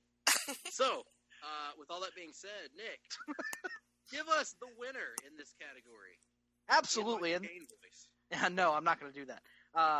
This was notable because, to take a peek behind the curtain here, each of our panelists was allowed to nominate 3 different choices for each category, meaning there's a total of 18 different nominations that could be made for each category. This category actually had 17 different issues nominated. That means, folks, that only one issue drew multiple votes, and that issue, and the Halfie winner for Best Single Issue of the Year, goes to Batman 22 with 5 out of a possible 18 points.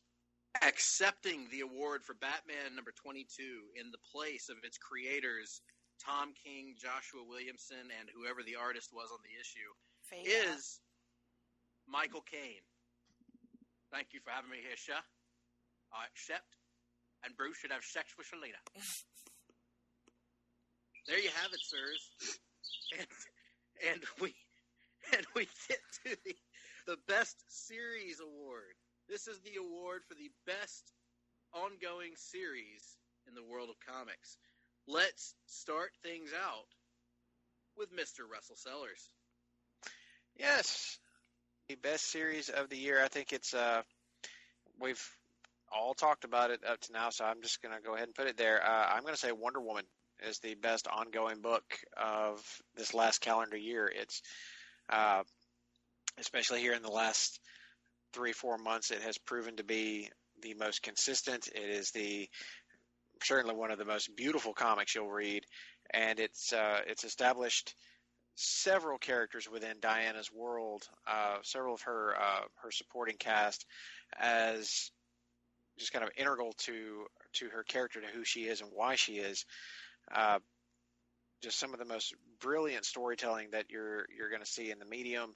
So This is an all timer. It's a not to be missed series from Greg Rucka, Liam Sharp, Nicola Scott, Bilquis, Eve Lee, a couple of other folks who've worked on this book whose names escape me. But yes, that is my pick for the best ongoing series currently in comics, and it's actually followed pretty closely by two other series on my list, and that would be Superman from Peter Tomasi and Patrick Gleason, and Killer Be Killed from Ed Brubaker and Sean Phillips.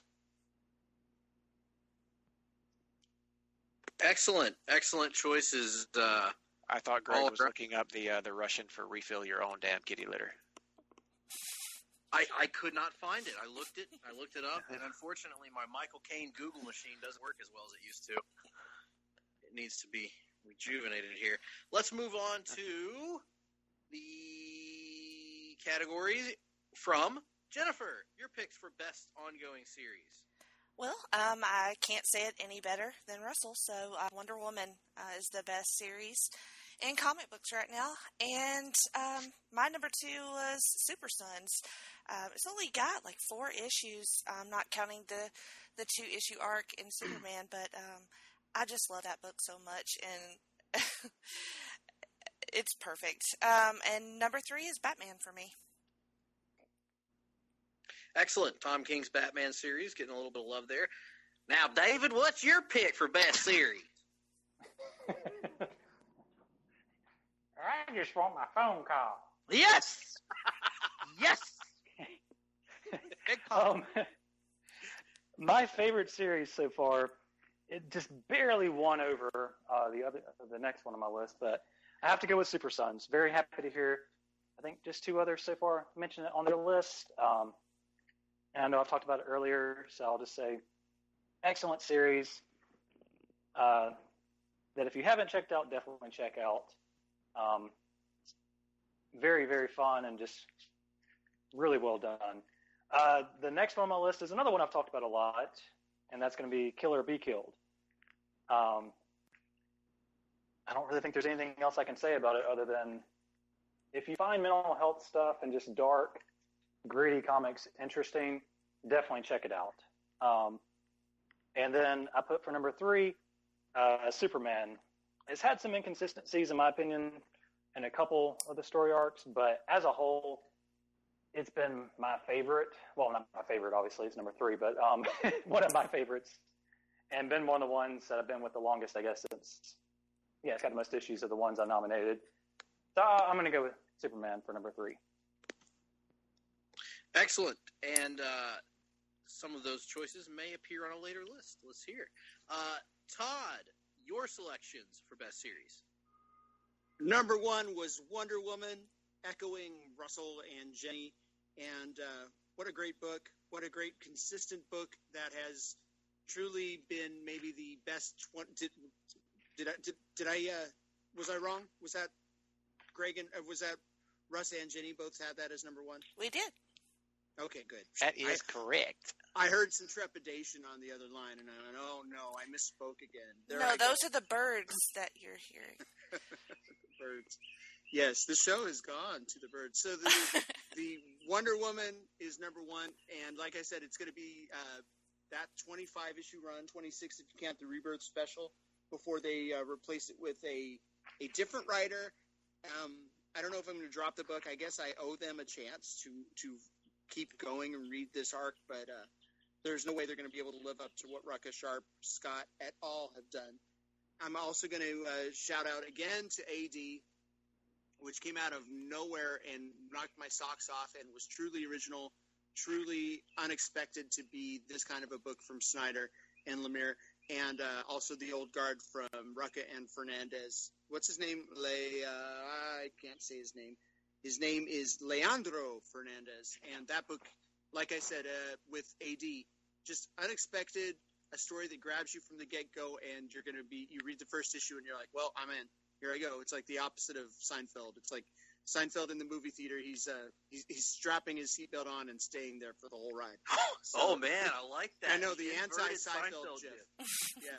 So that's like an inverted atomic drop. Yeah. Oh, who sells that better? Who's the best seller of an inverted Gotta be drop? Rick Rude, right? Yeah, probably. Anyway, we just made the list, and those are my picks for the best comic of the year.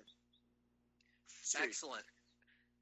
That brings me to my compadre, Mr. Duke. Mr. Dew, what are your picks for best series? Well, a lot of people have already mentioned it, so I'll just throw it out there right off the top. Wonder Woman, clearly one of the best books in comics, but I'll throw a little bit of love, once again, to the two Marvel titles I most enjoyed from the past year. Those, of course, being Jessica Jones, Brian Michael Bendis, Michael Gatiss, David Mack. Getting to put the band back together from the original Alias run has just been one of the best things in comics since it started. I missed it so much while it was gone, and it's great to see it back here in monthly form. My first time buying a monthly Jessica Jones book because I came to the party on Alias a little bit late. And then finally, I mentioned it earlier, but The Unworthy Thor, a 5-issue miniseries where Jason Aaron absolutely knocked it out of the park in every issue with outstanding art and even guest artists popping in for little flashbacks and whatnot. Just a great example of what Marvel can do when they're firing on all cylinders. And here's hoping that's a level they approach during the Legacy effort later this year. Excellent. And for my picks for best series, echoing everyone else, Wonder Woman. It's been outstanding the entire run.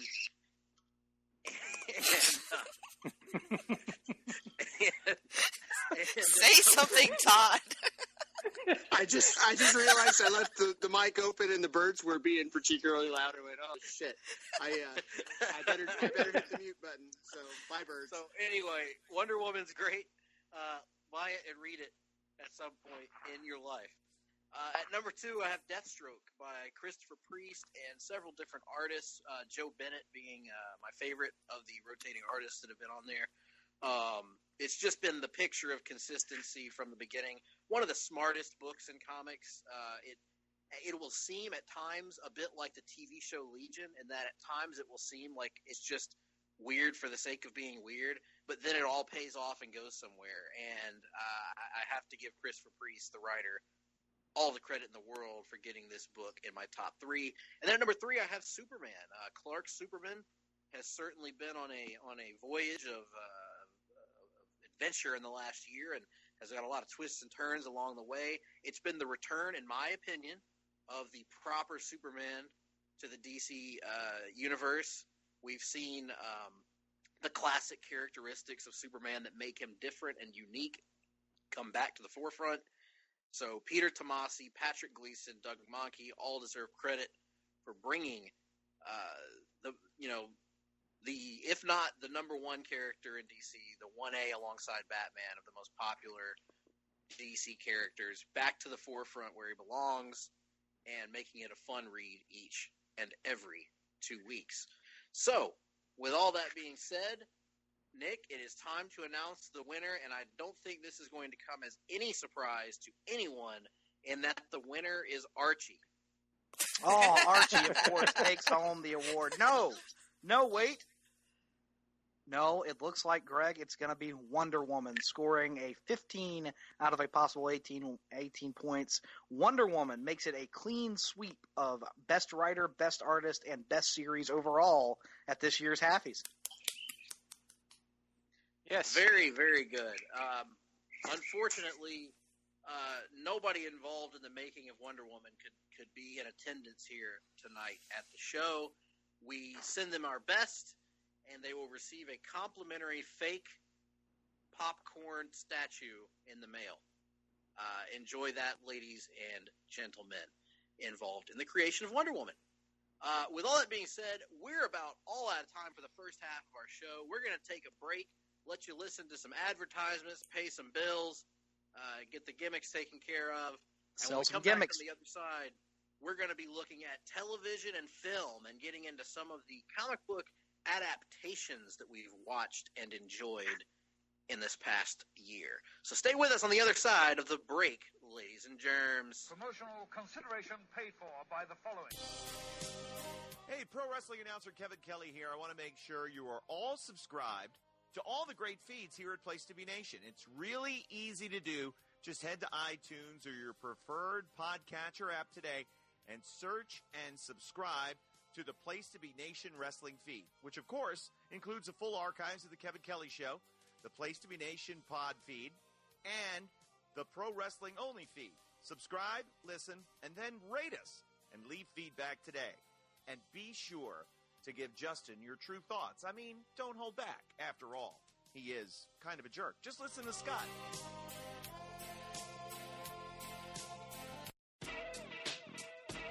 Place to Be Nation's JT Rosero here, and I want to let you know that we have a ton of great podcasts available to you on iTunes, Stitcher, Google Play, and PlayStation.com, and we now offer them to you on two great feeds. On the Place to Be Nation Wrestling feed, you can check out Scott Criscolo and me on the Mothership, the Place to Be podcast, with our famous Vintage Vault pay-per-view reviews. PTBN also covers current-day wrestling with clotheslines and headlines, main event, Lucha Afterground, and our monthly pay-per-view reaction shows.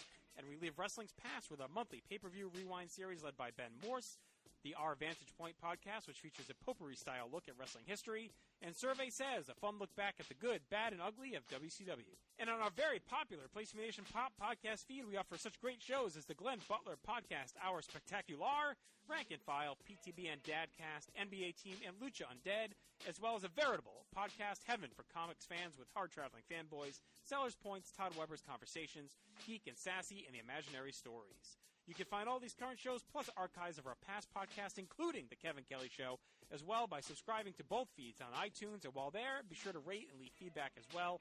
All these shows, plus others available at PlayStation.com, where we cover pro wrestling, sports, movies, comics, plus tournaments, and more. Be sure to support our site by using PlayStation.com/Amazon when doing your online shopping, and download our free PTB Vintage Vault Refresh ebooks via the links on our site. We also want to thank our friends at Bonehead's Wing Bar in West Warwick, Rhode Island, and Fall River, Massachusetts, thehistoryofwrestling.com, and Scott Keith's blog of Doom. Be sure to follow us on Facebook, Twitter, Instagram, and Tumblr as well. PlaceToBeNation.com, the only place to be in your pop culture world.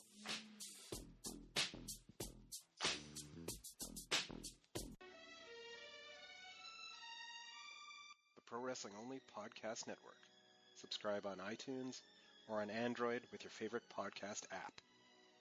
Established in 2013, the Pro Wrestling Only Podcast Network is committed to providing unique takes on the rich and diverse medium of professional wrestling, focusing on its history and global impact, but also exploring the vibrant contemporary scene.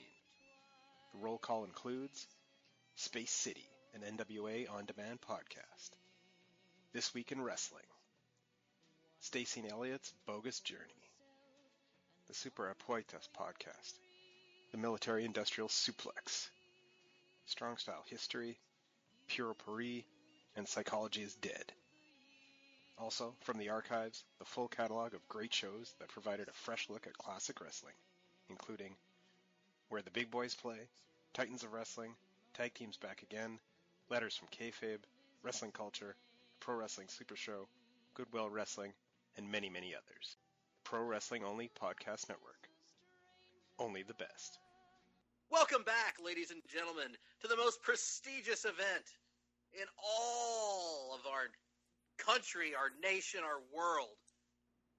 The comic book Halfie Awards here at Place to Be Nation Pop. We are now going to turn our attention from the printed page and on to the silver screen and to the small screen as well. And we're going to start things off by talking about some things that didn't excite us very much this past year. Things that couldn't even give us a halfie. We're going to come right out of the gates with an award that I have nicknamed the Iron Fist Award for Worst TV Show. This is, of course, the TV show that's going to wrestle for 60 minutes. And also the TV show that was just a big pile of garbage that nobody wanted to watch, listen to, or observe in the past calendar year. I'm going to start off with Nick Duke and his nomination for the Iron Fist Award for Worst TV Show. Nick?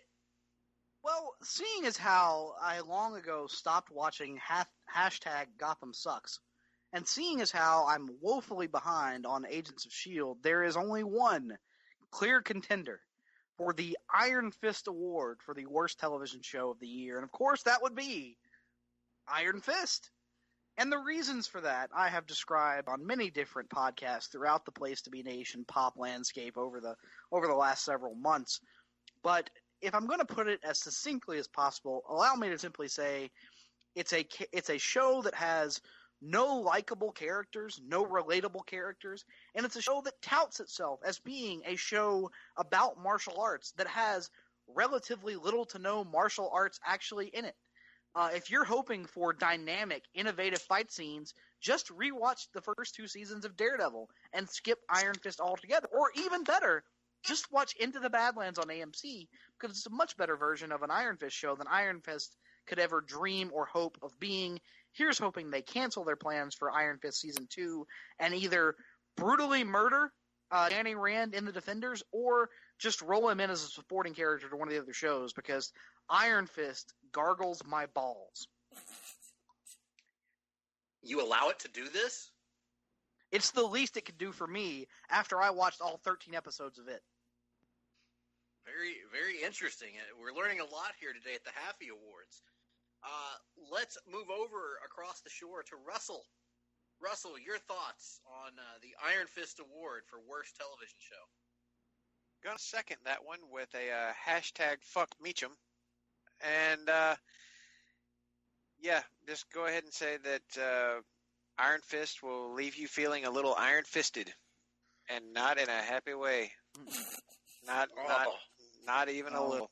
It's just take all those expectations and scissor kick them right out of the room, because that's just that might be a little inside baseball. But anyway, yeah, Iron Fist was to quote what we said earlier about a completely different subject, a boring show about boring people doing boring things, with the exception of Colleen Wing, who unfortunately the show did not turn out to be all about at the halfway point, as it probably could have easily turned and gone that direction, but no. Should have.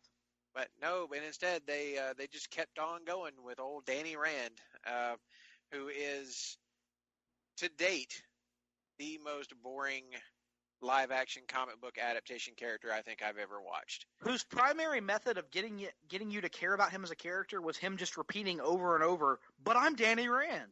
I'm pretty sure he said, "I'm Danny Rand," or "But I'm Danny Rand," and "I'm Danny Rand," at least, no, not exaggerating, at least 40 times in the season.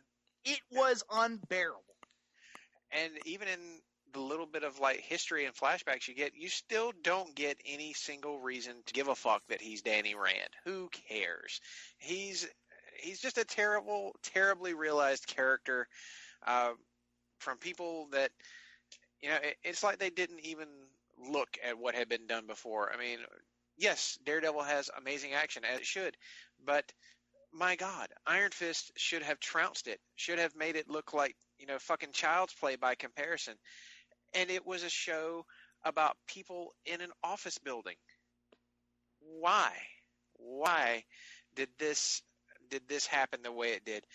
It is just a terrible adaptation that I'm going to fully agree with Nick. If we have to see Danny Rand again, fold him into to Luke Cage and just turn that into Heroes for Hire, or better yet, just have Danny Rand either die or go away. Just please no more of him. Well, I hate to interrupt you, Russell, but I just got a note passed over to me, and it's written in a very distinctive font. I'm going to try to read it as the font is written. It says that it's from a Sheriff Rick Grimes. And it says, quote, "I did like the character of Colleen Wang, though." So, I mean, there's that. I don't know what that has to do with anything. I missed the joke due to our ongoing technical issues, but I'm going to laugh like Vince McMahon anyway. Apparently Nick is having fade-out problems again, but that's all right. It was a choral joke. No, it was a Colleen Wang, as Rick would call her, but unfortunately, there was nothing in that note about Coral being dead. He's still alive. That's what Greg calls my penis sometimes, Colleen. Oh, I thought you was going to say he calls your penis Coral. No. Well, like Coral, it does grow on me a lot. So. And like Coral, it needs a haircut in the worst way. Oh, you ain't kidding, my friend. You are not joking. Sometimes you can't see the forest for the pubes. And like Coral, it also only has one eye. One eye. And like Coral, That's it what should you be think. beaten with a baseball bat. Hey! There are some guys who get off on that. I'll tell you to not make fun of my particular fetish. Thank you very much. Also, like Coral, Also it like likes Coral. chocolate pudding. Damn. Oh, only if warmed to the appropriate temperature. Also, like, it's remarkably small for its age. Oh, that's just true. I can't really debate that. When you put the pug in the pop of the... Very good. Indeed. Back to the most prestigious and dignified awards show of the year. Happy. Let's go to Todd Weber and his selection for the Iron Fist Award for Worst TV Show. I myself have not seen Iron Fist or Iron Fist either. Marvel / Netflix has earned so much goodwill that I apparently was looking forward to seeing it at one time, but everybody has put it down so much that I will not even give it a chance. I will just skip straight to Defenders when that comes out. And Well, that's the thing, though, Todd. We were all looking forward to it. It's not like any of us were seeking to hate it from the jump. Like, I was excited about it. I was convinced the critics had it all wrong. And then I watched, like, the first 5 episodes and went, oh, my God, they were right. It's just absolutely atrocious. And it's weird, just because so many of the people that have worked on the previous Marvel Netflix shows, aren't they still working on Iron Fist, or is that not the case? Well, each show has a different showrunner. Scott Buck, the former showrunner of Dexter, is the showrunner for Iron Fist. I believe that's the case. Is it not, Russell? Yeah, I think that is accurate. And the thing is, like, there still were, like, it was a different showrunner and a few different producers for this one. They just kind of ran through the same executives for approval. But even with that, you would still think that, you know, the executive side of it would have said, maybe this should feel a little more in line with our other shows, at least in terms of action, and it didn't. I think that their attempt, or what they were thinking at the time, probably was each of the 3 shows that had preceded it had kind of carved out its own little niche in the Marvel Netflix universe. And so they said, well, let's let Iron Fist be a little different so that it'll have its own distinct feel and tone. The problem was the tone and feel was that of just a bunch of horse shit. So that's the problem. Yes. Yeah. There was nothing. There's nothing redeeming about Iron Fist outside of Colleen Wang. Colleen Wang, yeah. If it had been Iron Fist, it probably would have been better.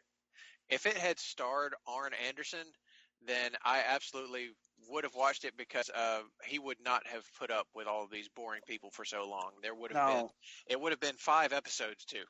Yep. 5 episodes of Spine Busters. Pretty much. Or if Earl Hebner had announced that this was a new show. That would have been much better. This is an Iron Fist show.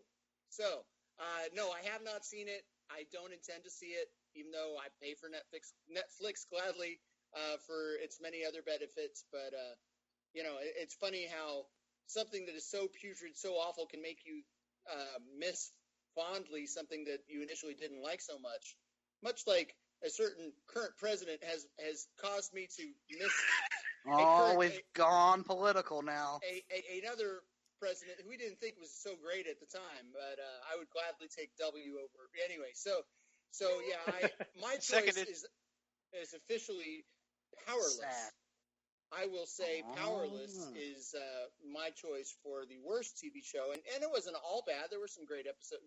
There were some tolerable, funny episodes there. I thought the lead was rather cute. I thought she was likable, and Alan Tudyk did the best he could with this Alan Tudyk, if you will, as Van Wayne has the rare ability to satisfy 2 women at the same time. They covered that Tudyk during the AVN Awards I watched last night. So there you go. So Powerless, unfortunately, I think the premise was terrible. I think NBC as a network just doesn't get the DCU, and they should just not even be allowed to play in that sandbox anymore. So I pick Powerless just because I haven't seen Iron Fist, and I will not see Iron Fist. That show also feels like many other NBC comedies lately, that they also just don't understand humor anymore. So there's that. But yeah, I agree there with Todd on Powerless. I watched all of it that aired, and Vanessa Hudgens was good. Alan Tudyk, the rest of that cast just not funny. They pretty much just suck. And they got to deal with or have to use the dregs of the DCU to fill out their show, the Global Guardians, if you will. Oh God, yeah. So you had some pretty. But see, there's an intriguing comedy premise in that, in using the dregs of the DC universe. It just, I haven't watched the show, but when I understand, it didn't execute that premise to its full capability. Not even close. They needed more of a what's the character that had the cockroach looking costume? Crimson Fox. Crimson Fox, yeah. And their weird version of fire just did not work for me at all. Oh, I haven't even gotten to that. Now wait a minute. If there was fire, was there ice? No. Nope. They also. Oh, for God's sake! No, they did have Ice Train though instead. Yeah. So. Okay, was he getting cornholed by Guy Gardner in that case? Most likely. This show wouldn't have been nominated for worst if that were the case. Listen. So let's move on to David Sunday. Your choice for the Iron Fist Award for worst TV show, if you have one. Well, I will just make a couple comments. Thank God I've not watched any of Iron Fist. Y'all know me in boring things, or just look. Oh God, David Sunday during the boardroom scenes. I can see it now. Just the eye rolling and the sighing and the pacing around the room as he's trying to watch it. Yeah, there's no way I'm going to try it. It's just everything that's been described about it. There's no reason for me to even attempt it. So that's not going to happen. I understand the complaints with Powerless. It was not a good show, but I don't want to nominate it just because I did like aspects of it. I really enjoyed Alan Tudyk in it, but I enjoy anything he's in. I even watch his Con Man show that he writes and directs a lot of the episodes of. So like I'll seek a lot of this stuff out. So I'm probably giving it an unfair pass for that reason. But and I haven't finished the last little bit of it. It definitely had a lot of crappy moments and missed opportunities, but it wasn't very good. But I'm still not going to quite throw a vote for it. So I guess I say all that to say I'm not nominating anything. I guess I'll just go with Iron Fist since everybody said it's horrible. I also do not have a nominee for this category. I have not watched Iron Fist. I have not really watched a terrible show about comics in the last year that I can think of. I did watch Powerless, so I guess I could throw a vote that way. I didn't love it. I didn't hate it either. I just thought it was pretty mediocre in general, and it kind of is in line with most modern comedies that I try to watch on TV. So not a fan of that one, but I guess that would by default be my pick. But I don't really want to vote for anything in that category. So Jenny, your pick for the Iron Fist Award for worst TV show. Well, it's been said, I was really, really psyched for Iron Fist, and it totally sucked. Quite frankly, I'd rather be Iron Fisted than watch that show, so it can go to hell. Just succinctly said. I like it.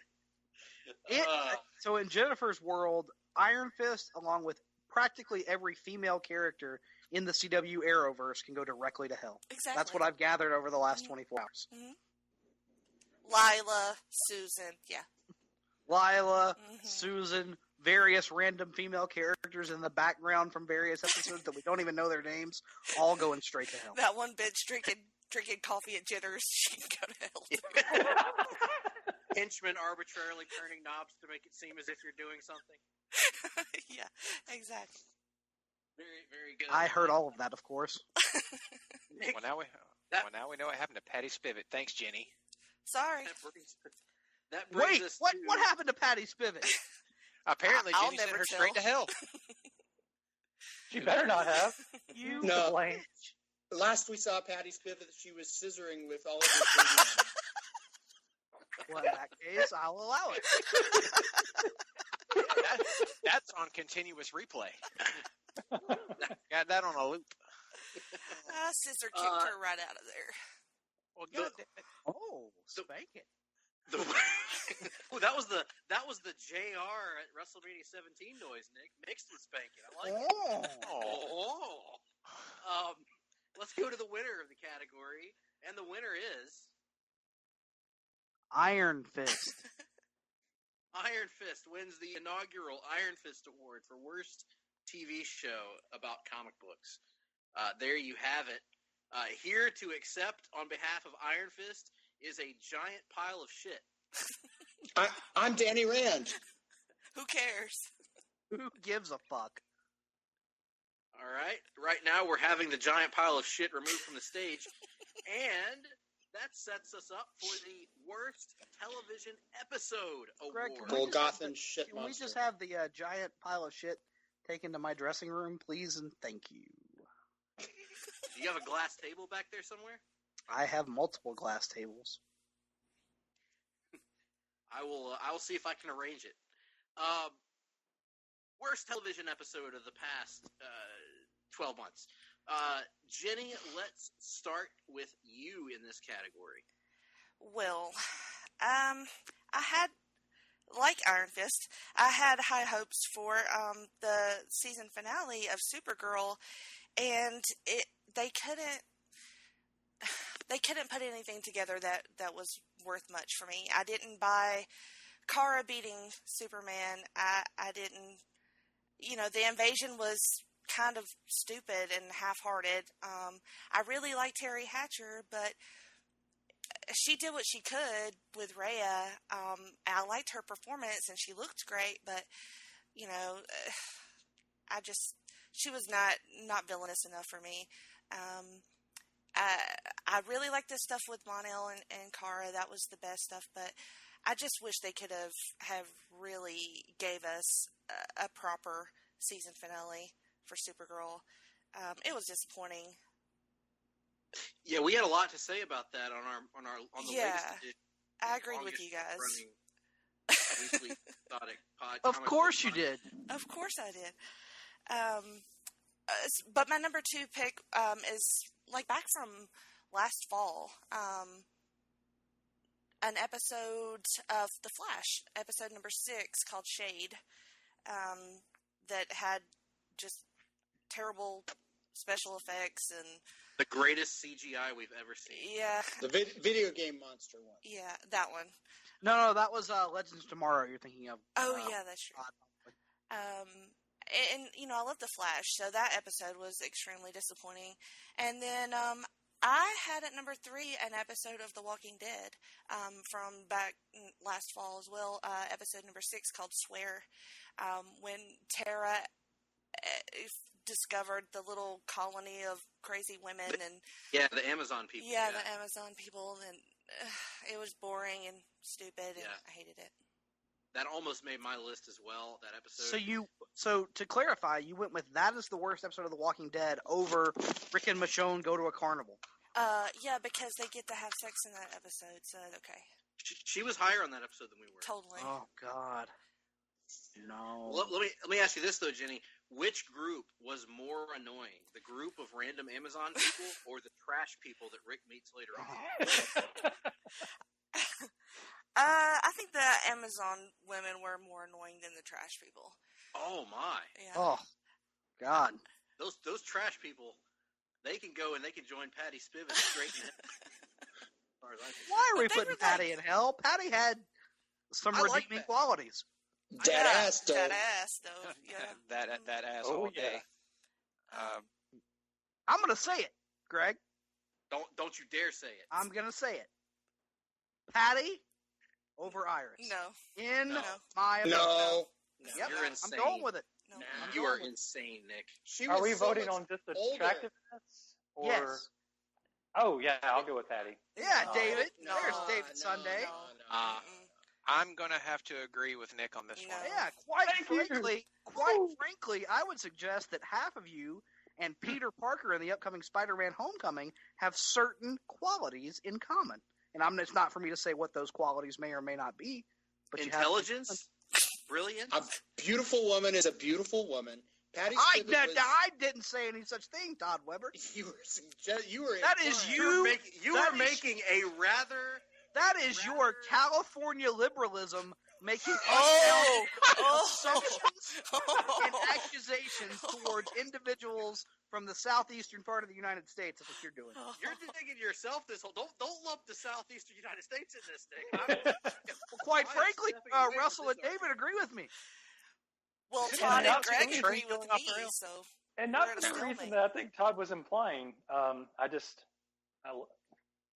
Patty had it going on. Yep. No, yeah. Sorry. She came off as substantially older and more experienced than Barry, and I don't think they used that. I don't think he was quote unquote into her for that reason. I think they tried to present her as an equal or something. If she had been his superior and there was kind of that aspect, maybe I'd see that, but I don't know. I think that was a fine looking woman. Don't get me wrong, but Iris, baby. Yeah, Iris is the one. Yeah, no doubt. I'm not trying to take away from Iris at all, but if you give me a choice between the two, I'm going to go Patty.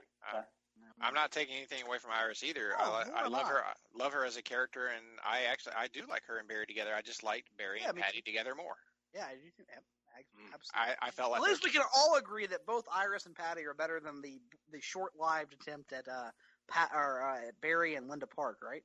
Yes. Yeah, that didn't work. Okay. That was very odd. We all find common ground and we grow together. That's what the Halfies are all about. That's right. Halfies are about growth. Potential for growth. We are halfway there. We're at a partial right now, but sooner or later we'll be a full chubby. Unfortunately, with a halfie, there's also the potential for shrinkage as well. I hate it when I'll put it to you like this, Russell. I keep drinking the way I have been. There ain't gonna be no potential for future growth. I'll put it that way. Nope. The whiskey dick is real. Nick is experiencing that right now. So, what the hell are we on? What category are we on? We're on worst episode. Worst episode, and we left off with somebody else. It's supposed to be my turn. David's turn. David. Yeah. Save the segment, sir. Your picks for worst TV episode. Segment doesn't need to be saved. It's awesome. I was having some momentary problems with my memory last night, so I only went with one thing in particular, and not even really a particular episode. Although I did put in parentheses on my part, I don't think I sent it to Nick. I think there was an episode called "The Changing," but I don't want to even just single out that episode. I want to say, "Not My Jimmy." David, legitimately, if you'd done that, that would have changed the outcome of the winner. Oh, what the name of the episode? Yes. Oh shit. Okay. Well, sorry about that. But anyway, but I couldn't pinpoint it just to that episode. But yeah, I messed up there. But James Olsen sucks in this series. Yes. And I don't care about them changing his race. I don't care about any of that. That's fine. Keep some mannerisms the same. That's what I want. That's what I like in Jimmy Olsen. He is not an alpha male. Right. I mean, Jimmy is someone I can relate to because I'm awkward as hell. I'm not very strong. I'm not good with women. I mean, let's just so making him swap pissed me off to begin with last season. But this season, as the Guardian, I hate him. Kill him off as soon as possible. Or at least not just the Guardian, Nick, or David, but also the boss of a multi-million-dollar corporation who never works. Because he's well, I guess that is what bosses do. But he just focuses on Guardian. So I freaking hate. Shouts to David's supervisor. No. My direct supervisor is a fine person. I'm not calling that person out at all. I'm just speaking generally about top bosses, and not even saying my own. We're gonna move on from that. But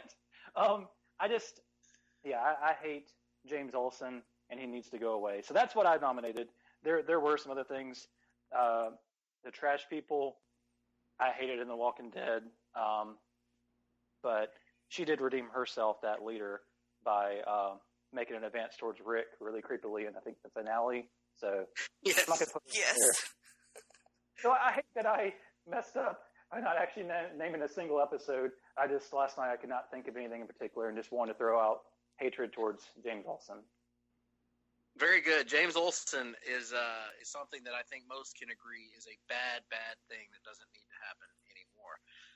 Todd Weber, worst television episode. Okay, well, there were bad episodes of Powerless, and Walking Dead had its share of weird episodes, but I gave my worst comic book TV episode title to a random show from Supergirl called Mr. and Mrs. Mixie Ziplock.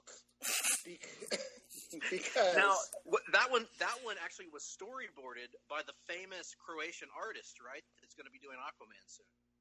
I didn't know that, but I made that up. Okay, just because I can't say it. Yeah, I get it. So,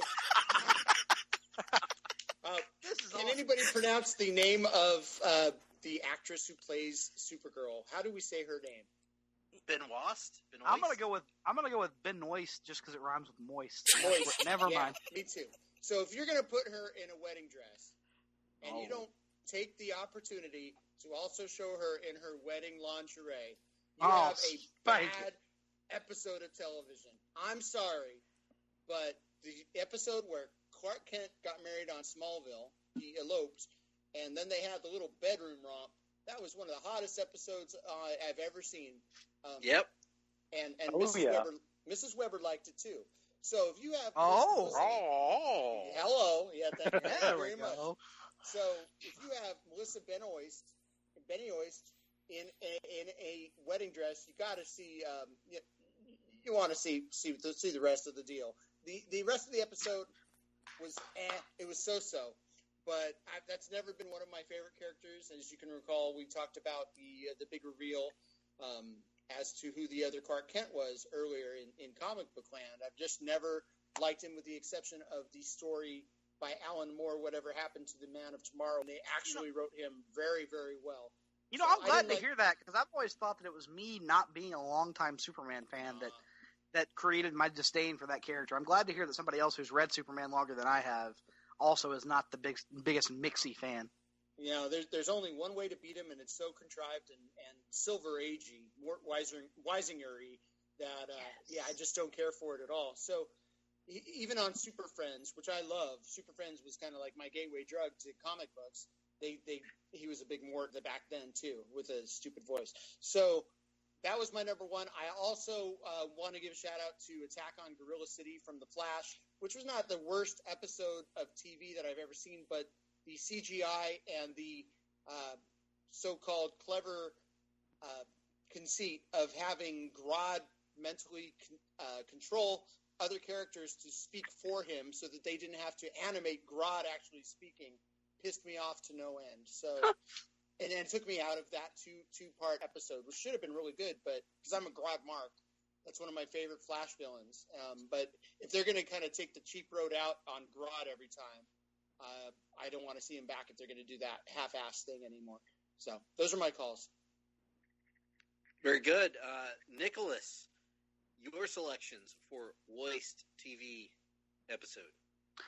Well, it's appropriate, given that we just gave an award to Iron Fist for winning the Iron Fist Award for Worst Television Show, that I want to talk about the bookends of Iron Fist, and those being the way Iron Fist ended and the way Iron Fist began. Because the way Iron Fist ended, the 13th episode, the finale, entitled Dragon Plays with Fire, was an episode that after 12 episodes of painfully, glacially slow plot development, which by the end of the 12th episode, they have seemingly wrapped up all the logical storylines for this. What the fuck is going on? It's not birds. Sorry, I forgot to mute. Quite frankly. In any event, by the end of the 12th episode of Iron Fist, they have wrapped up all the plot threads that really need to be wrapped up. But for some unknown reason, they choose to burn through what, I am not kidding, probably could have been a much more entertaining season unto itself. And they burn through that entire story in one episode at a rapid pace fashion that feels so out of step with the rest of the series and features too much fucking Meacham. Good God, all the Meacham in this episode just pisses me off. That was by far not just the worst episode of comic book television I watched this year, it's in contention for one of the worst episodes of comic book television I've ever seen in terms of how little sense it makes and how just piss-ass annoying all the characters were in it. Dragon plays with fire for Iron Fist. Atrocious. Almost equally atrocious, the first episode of Iron Fist, which gives you no reason to continue watching the show, and yet I continue doing it like a fucking mark for some reason. I don't know why I did it, but I did. Fuck Iron Fist. And in closing, I'm going to go with an episode of Supergirl.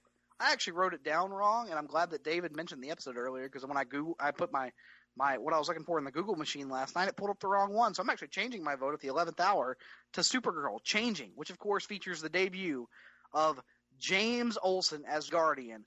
Fuck that guy. Let's send him into the red skies for the crisis. Fuck him. Fuck him in the ass. Launch him into the sun, perhaps? He should take Barry out. Never mind. Wait a minute, we've all seen it. Never mind. He should take Barry Allen's place in the Speed Force. Yes, please. That would be awesome. I don't know how that works. Even the Speed Force would be like, get the fuck out, James. Yeah, eventually the Speed Force would spit him back out and say, you know what, we're good. Barry's mom would be like, who the fuck are you? Who are you, and why are you having an identity crisis every 2 weeks? Oh my god. James Olsen and Thea Queen, if they ever have children, those will be the most conflicted kids of all time. And Caitlin.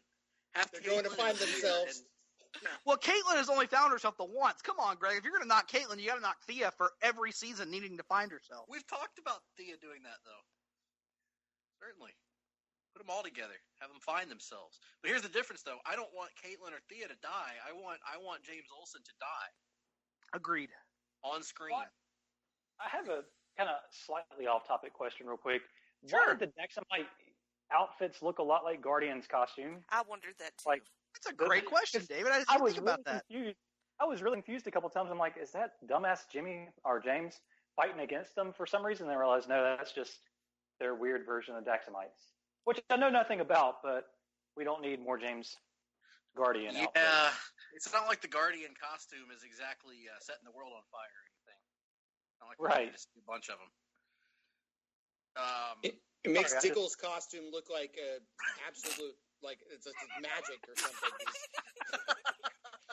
Diggle doesn't need a costume. Diggle just looks like bootleg ass Magneto is what Diggle looks like. So I mean, that's all that really is. But they may not set the world on fire, but we could stand to set them on fire.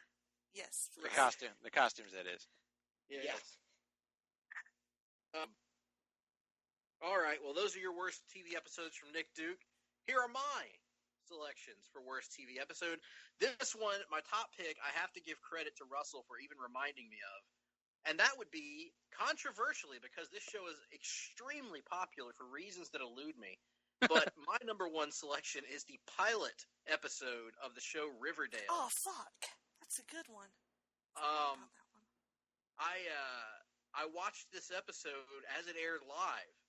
And as many of you know, unlike many of my cohorts, I do not drink alcohol.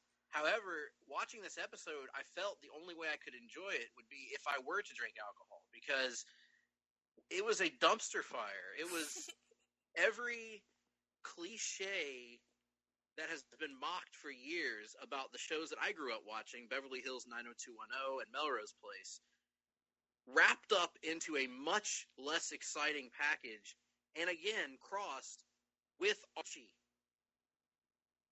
So instead of seeing I don't know, Heather Locklear and all of her people on Melrose Place doing their Melrose Place thing, you're seeing Archie and Jughead as weird, depressed emo kids who are having sex with their teachers on the regular. So none of it appeals to me. I thought it was laughably bad, and it's the worst episode of comic book related television I saw all year. Number two, I want to echo David's thoughts and Nick's as well, and mention the Supergirl episode Changing. This was the aforementioned James Olsen centric episode of the show, and I can't really say it better than David and Nick have already said it about what a ridiculous character Guardian is on the show, what a ridiculous character James Olsen is on the show. Again, you can change all the insignificant details about Jimmy Olsen and it not matter. What you can't do is have Jimmy Olsen be an alpha male, as Todd mentioned, a ladies' man, as David mentioned, and someone who just in general feels like he's trying to be his own action hero at a given time. That's not Jimmy Olsen. It's nothing to do with Jimmy Olsen. So that episode just sort of sums up, I think, what the problems have been when Supergirl has started to fade a little bit, and that is certainly it. And the last episode that I nominated was one titled Alex, and to be completely honest with you, I'm having a whole lot of trouble remembering why I put this one on here. I'm currently looking up the description of it on Wikipedia, and I can't remember. Oh, this is the one where Alex gets abducted. Yes. Held in the chamber tube, and a bunch of nonsensical things happen that didn't. Pretty much there were some plot holes in this one that it really took me out of the episode. I'm fine with plot holes on comic book shows; they don't usually bother me that much. But these were just so obvious, and I think we talked about it on the show when we reviewed that episode. Just a very poor example of what the show has the potential to be. So those are my picks for worst television episode. Moving right along, we are going to move over to Russell to close us out in this category. Your selections for worst TV episode. Well, you've covered my number one pick because, Greg, you and I put the same number one. That would be the Riverdale pilot. But I'm going to go one further. I was not an anti-Archite before I watched Riverdale. I am now. Joining Nick Duke. I am not an anti-Archite. That's not true. I watched this all the way through, and it was most of the time I can give a pilot episode at least somewhat of a pass because it's just them trying things out and getting started. But this was such a, as Greg called it, a dumpster fire of a bad start that I couldn't bring myself to watch any more of it. It was too much. I was like, there is no way I am going to add this, even to hate watch it. And this is coming from somebody who hate watched 18 episodes of Gotham. I was not putting myself through that again. Good God, 18 episodes. Yes, I went through 18 episodes of Gotham. And I'm just going to go ahead and put this out there now. If hashtag Gotham sucks, hashtag Riverdale blows. Fuck that show. Fuck everything about it. And I hope that show, I was so hoping that it was going to bomb, but it didn't. It is a popular show, and I cannot for the life of me understand why. It is a bad impression of Twin Peaks, which is also back now and teaching Riverdale how it's actually done. So please, for the love of fuck, stop it. Yes, the people who watch this show suck, and they've damned us all to hell. Let us just remember, Russell, that Jim Steranko gets Twin Peaks, and Twin Peaks gets him, and that's all that really matters. It is indeed, and I realize now on my other two picks, I'm going to echo what you guys said about the episode of Supergirl changing, because fuck the air quoting now, James Olsen. And I'd also like to point out that episode had probably the worst CGI and worst iteration of a popular Superman villain that I have ever seen. And but the thing is, it was so frustrating about it is that they started with a good idea, with a good kind of feel to it, making it very much like John Carpenter's The Thing.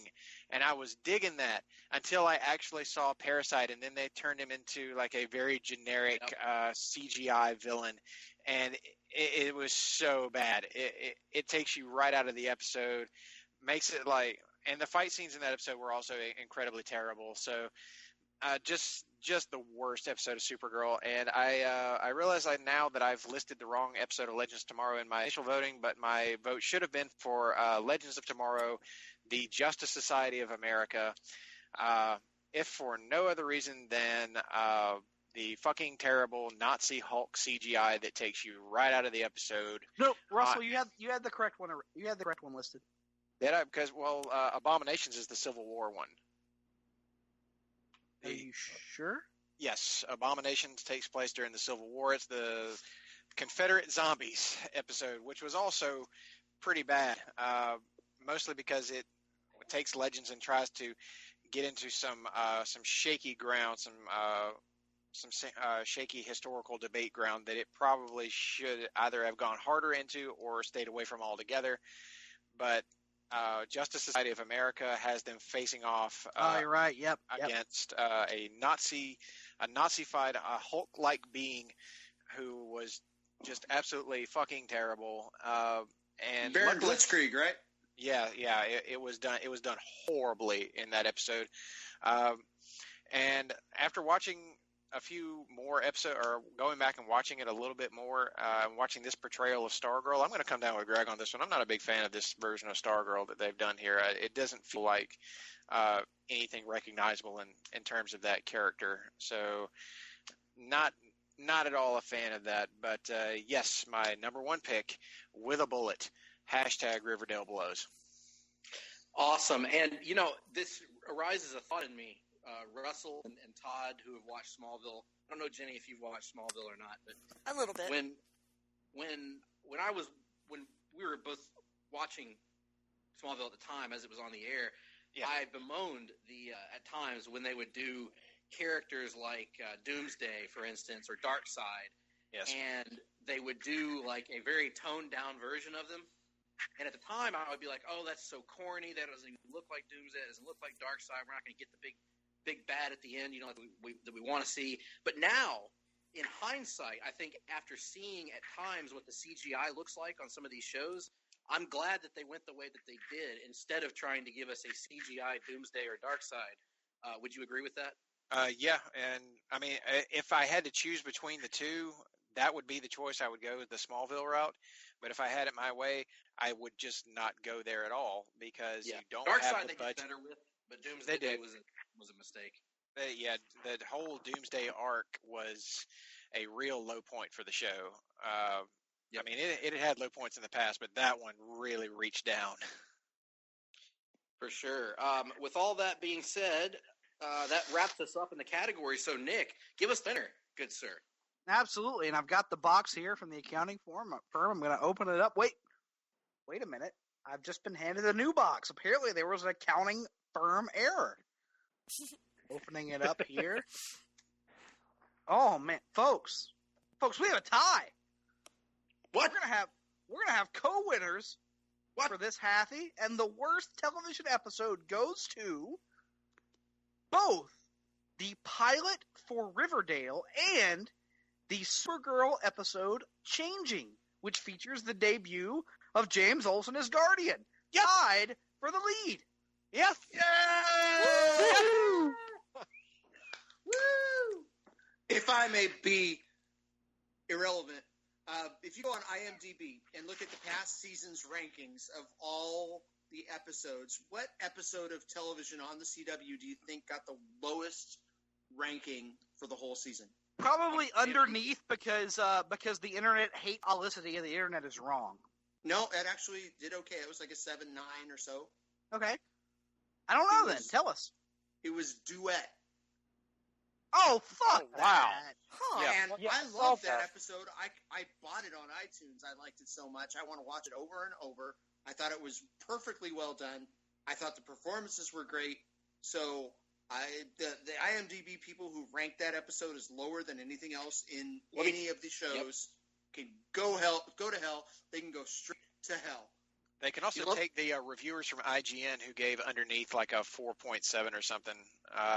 They can take them right with them. Here's the mistake that I make that you guys don't make. I read Facebook comments on things like Nerdist posts and whatnot. Oh. I can tell you the reason ratings are that way on IMDb. Fanboys hated it. The same fanboys who bitch and moan about, any time a comic book show has a romance subplot in it, they are the same ones that hated this musical because, I don't want to see this stupid, lame musical crap on my comic book shows. Which just shows that they really haven't read Flash comics for very long if they didn't think that was appropriate to the tone of the Flash. So, And Nevertheless, it was so different and fun. So yes, yeah, exactly. Yeah, I'm a huge musical fan either, but I thought that one was pretty Either. well done. Like I thought, Yeah. if you're gonna do one, like if you know going in you're gonna have a musical episode, I thought that was about as well as you could possibly do one on the CW. Agree. I enjoyed it. I agree completely. And like, it's like, okay, the musical thing probably wouldn't work. I don't like musicals either in general, but it wouldn't work on Arrow. It works perfectly with the Flash and Supergirl. Yep.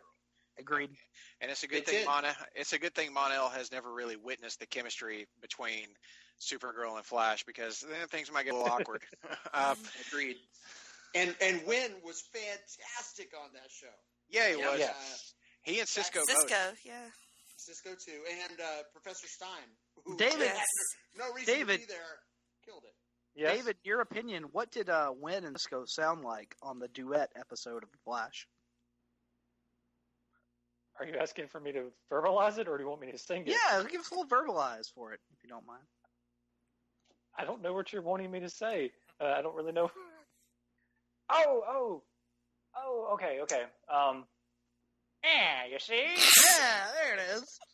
That's how they talk anyway. There we go. There you go. Oh, And, man, that was a Starcade 97 like build up there. Sorry about that. I just has never looked better than she did in Duet. She looked so Yeah. hot in that Greg, episode. you mean a build-up that completely paid off in every way imaginable? Starcade 97? Really? Hey, it's all dependent on your audience, and for this audience, fantastic. All right. Moving on. We've gotten the bad stuff out of the way. Exacerbated Greg. It's time to get to the good stuff. I haven't exacerbated Greg in a long time, I'll have you know. No, it's taken this to make it happen. Speaking of which, Yep. Let's move on to the best television episode category. that was actually exacerbation, not what it sounded like. Anyway, sorry. Go ahead. Everybody needs a little bit of exasperation in there. You know what? Let's move on. just say yes and we'll move on. Hi, if you were a hot dog, would you exacerbate yourself? Already did twice today. Oh, All right. quite frankly, I didn't have to exacerbate myself, but that's neither here nor there.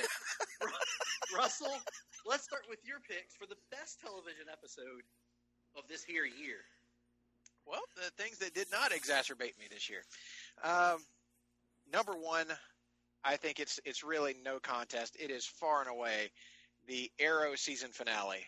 That was top to bottom, every bit of payoff that we could have wanted. It has this season has really been a stark turnaround for Arrow, especially after the extreme lows of season 4.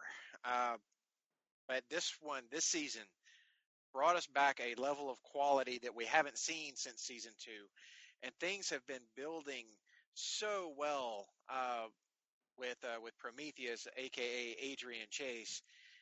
And I will say that I was a little worried whenever they revealed his identity, that with so many episodes left to go, that it might cause things to spiral a little bit and start losing quality. But I'll be damned, it went the opposite direction. The episodes got better once we knew who Prometheus was. And as his plan unfolded and eventually bloomed into what we see in the finale, going all the way back to Lian Yu and perfectly syncing the flashback sequences in with this episode, it was the emotional payoff that we had always wanted. This was an all-timer season finale, absolute masterpiece. Can say nothing negative about it in any way. And for me, Deathstroke stole the show. Can I please have a Manal Bennett-led Deathstroke and the Outsiders TV show, for God's sake? That would be amazing. And the other episodes that I will throw some love to, the Flash, not the season finale, but the episode before it, Infantino Street, which I think was an all-timer episode for the Flash, a top fiver for sure. It's this moment of like I don't know. I don't want to call it hopelessness, but it's just this build up to the end of or Savitar killing Iris West, and you see that no matter what they've done, everything they've done, all the planning, all the fighting against it, they wind up just not being able to prevent this eventual outcome, or do they? It was a nice twist in the next episode. I really loved that. Mm-hmm. But the performance, the sense of inevitability throughout the episode is incredible. Yeah, and the performances top to bottom from everybody in that episode were just tremendous. Grant Gustin brought it. Loved Candace's performance as Iris. She was amazing. Just again, another episode that I couldn't really find anything to complain about. And finally, I will say Legends of Tomorrow's Raiders of the Lost Art, the episode that was the first episode after their mid-season break. This was the mid-season premiere for Legends of Tomorrow, and this was the episode when I felt like season 2 turned that corner and really had Legends become its own thing. It fully embraced what it could be. You could make the argument that's when the show as a whole took a. I mean, not that season 1 was bad by any stretch of the imagination, but you can make the argument that that episode is where the show really found itself. And absolutely, from that point forward, it was outstanding. Yeah, there was. I mean, some episodes were not as good as others, but it was always good. I always looked forward to Legends after that episode. It was the George Lucas focused episode with American accented Rip Hunter, which was really impressive to me because I've always known that actor to be, he's solidly British, absolutely, and he's using his real accent as Rip Hunter. I had no idea he could be so convincingly American and funny and give that kind of a nuanced performance. And especially all the callbacks to all the George Lucas stuff. I was picking out stuff not just from Star Wars and Raiders of the Lost Ark, but there was some American Graffiti stuff in there too. And it was like, this is absolutely outstanding. This is everything that I could have wanted it to be and more. But again, both of those, as good as they are, pale in comparison to that Arrow finale, which was everything from performances to action to the fan service payoff that we've always wanted. Nyssa versus Talia, and then that long tracking shot that they did in the final action sequence with the group battling against Prometheus's goons. Oh man, that was so freaking good. And of course, Al Bennett steals the show for me. Give that man a Deathstroke series, and those are my picks for best TV episode this year. Excellent all around. Todd, your choices even for the best television episode of the year. Well, it's hard to disagree with anything Russell said. I will say I didn't have Infantino Street as highly ranked as Russ did, just because fuck Lila. Yep. Oh God, here we go again. I talked about this I watched this last night, so I'd actually sent in my list before I saw Infantino Street, which was probably my favorite episode of The Flash for the whole year, with the exception of Duet, which I kind of take outside of the greater arc of things. I think that's something I'm going to watch all over the place. But Infantino Street was a great episode that I would have ranked perhaps in my top 3 had I watched it in time to submit my list. But I actually chose Raiders of the Lost Art because it saved Legends of Tomorrow. Leon Yu was a fantastic episode, and again, it was so fulfilling and redeeming for Arrow, and it was honestly as good a show that you're going to see on network TV. But Legends of the Lost Art, to me, again, saved that show, Legends of Tomorrow. You got more and more stuff with I think the show really found itself at that point. And Legends is probably my favorite show on the network, even though they're all watchable, they're all good, they're all things I enjoy. But having that part of that aspect of humor and going places you can't go on any other show, plus the Damien Dark, who we all hated and thought was stupid in Arrow season 4, is now a viable character and entertaining because of his chemistry, first off, with Malcolm Merlin.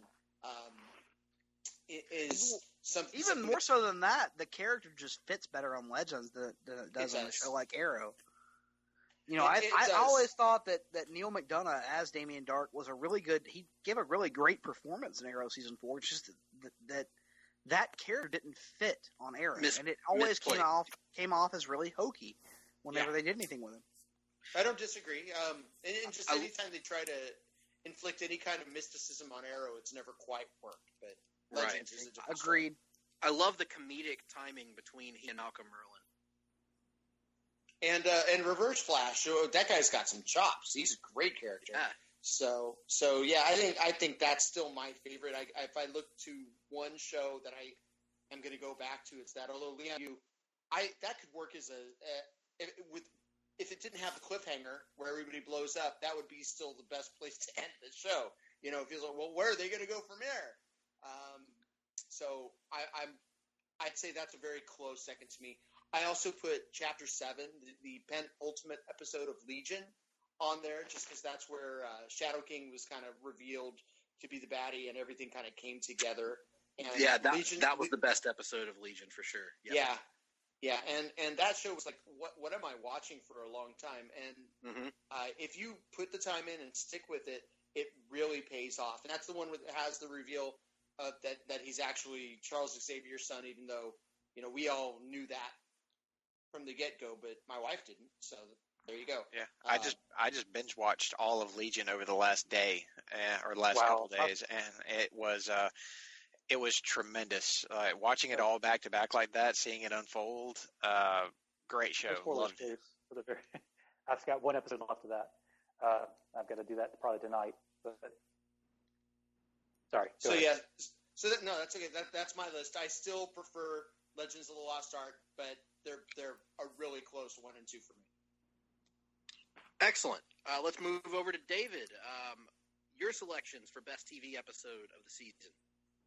Well, I'll be quick for the most part because I'm going to second the season finale of Arrow. It was just beautifully done, wonderful action, and one of my favorite things they did this season was having showing him killing in the flashbacks was just, I don't know, I really enjoyed that a lot. So that's definitely my top vote. My second vote is going to be Encino Street, mainly just for Captain Cold. I mean, he's amazing, and anytime you can have Captain Cold around, I'm probably going to enjoy the episode. That shark joke. Yes. That was tremendous. Plus, I love the way he talks. I love his delivery. Yes. Yeah, his accent is amazing. It's like you hate it for the first 30 seconds, and then you go, oh my God, it's brilliant. Yep. The first time I saw it, like, what is he doing? And then you're used to it, and it's like, he's different than anything else on CW.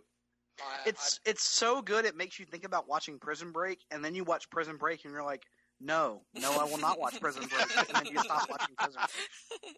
Oh, there, Flash. I'm glad you said that. You'll spend your time watching a much better show. Yeah, exactly. You don't watch Prison Break is my point.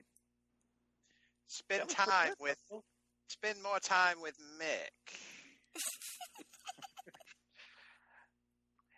And then my number 3, this title makes me so happy. It's just such an inventive title. But was Spanking the Zombie, and that's going to be from. Oh. Yeah, there that was. There had to be some iZombie in this show.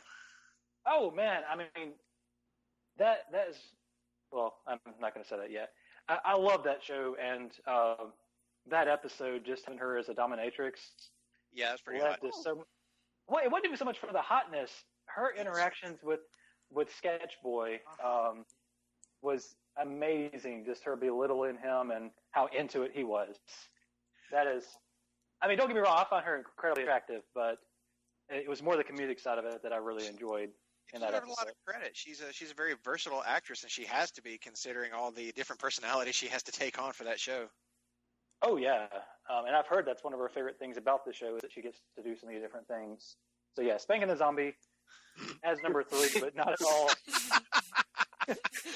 It's never not my funny. zombie later tonight, I think. But putting it as number 3 is no disservice to the show or that episode. So yeah, anyway, that's mine. Excellent. And my choices for best television episode of the season. Number 1 is Leon Yu, the season finale of Arrow. I'm not going to talk about that anymore. Everybody's gone over that. But I do want to give some special attention to my number 2 selection, which is another episode of Arrow from the season, which is called, and forgive the pronunciation here, Capiuchon. This is the episode of Arrow in which Adrian Chase, the big bad of this season, Prometheus, has captured Oliver Queen and is holding him in a cell. And the entire episode takes place inside this cell as Adrian Chase is breaking Oliver down. Meanwhile, in the flashbacks, it has Oliver's showdown with Konstantin Kovar being paralleled with this show, being paralleled with the scenes in the cell. The parallel worked very, very well. However, the reason this makes my list is because of everything that takes place in that cell. It is a pretty much, with the exception of Evelyn Sharp gets thrown in briefly as well, but it's pretty much a two-man show between Stephen Amell and Josh Segarra, who is playing Adrian Chase. And it's one of the most compelling, intense hours of television the CW has ever produced, in my opinion. It was a lock for my number 1 position until last week when I watched the Arrow season finale, which managed to even one-up it just a little bit. But make no mistake, this is one of the best episodes of the entire series of Arrow. It sums up the show at its very best, which is putting Oliver Queen through all of the heavy shit that one character can take. And honestly, that's when the show's been at its best, when Oliver is going through the crucible, so to speak. And I think that this episode encapsulated that very well. It's very reminiscent of The Dark Knight, which is a nice parallel for the entire season of Arrow. So, big fan of that one. And then for my last pick, I went with Aruba, the season finale of Legends of Tomorrow. This, to me, is an episode that if I had to pick out one episode to show somebody what is Legends of Tomorrow, what does it represent, I'd throw this episode at them because it just bombs you with everything Legends of Tomorrow. Comedy, which I think is the strongest part of Legends, action, ridiculous time travel wonkiness, pop culture references out the wazoo, over the top, fantastical villains. It's just a hodgepodge, a Danny hodgepodge of everything that makes Legends of Tomorrow such a success to me. And I'm really just so happy with how this show has developed. So those are my 3 picks: Leon Yu, Capiuchon, and Aruba. And I liked it. Oh, that's it. That's it. I liked it. Yes. That's where that line came from, which has now become one of the more iconic lines on Arrow. Greg made me bleed becoming from my amazing. anus. I like All right. Jenny, your selections for best television episode. Completely agreed with everything that you guys have said about the season finale of Arrow. Motherfucking Slade.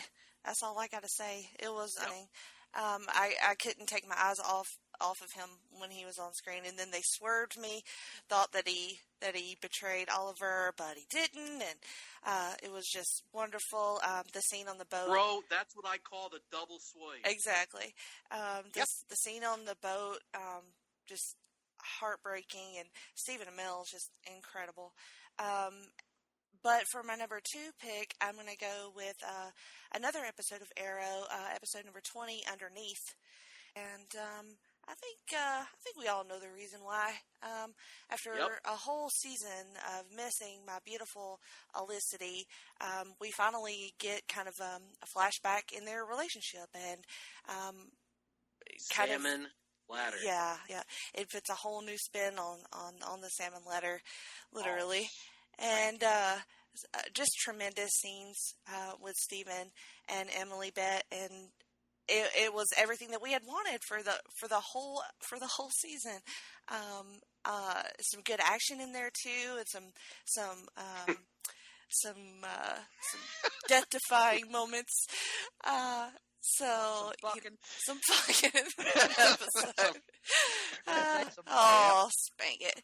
And then I'm gonna agree with Greg. For my number 3, I had the finale of Legends. It was everything. You know, I actually liked every episode pretty much. Yeah. You know, and it just culminated in the perfect way. I could not have asked for a better ending to my Legends. I loved it so much. Excellent. Very good. Very good. That brings us to the illustrious Monsieur Le Duc. Thank you, Your sir. selections. Absolutely. So, Greg, you and many others have already mentioned Leon Yu, the season finale of Arrow, deserves all the accolades it has received. Greg, you also mentioned another episode of Arrow that I also voted for, that being Capuchan, which is the best way I'm going to be able to pronounce it.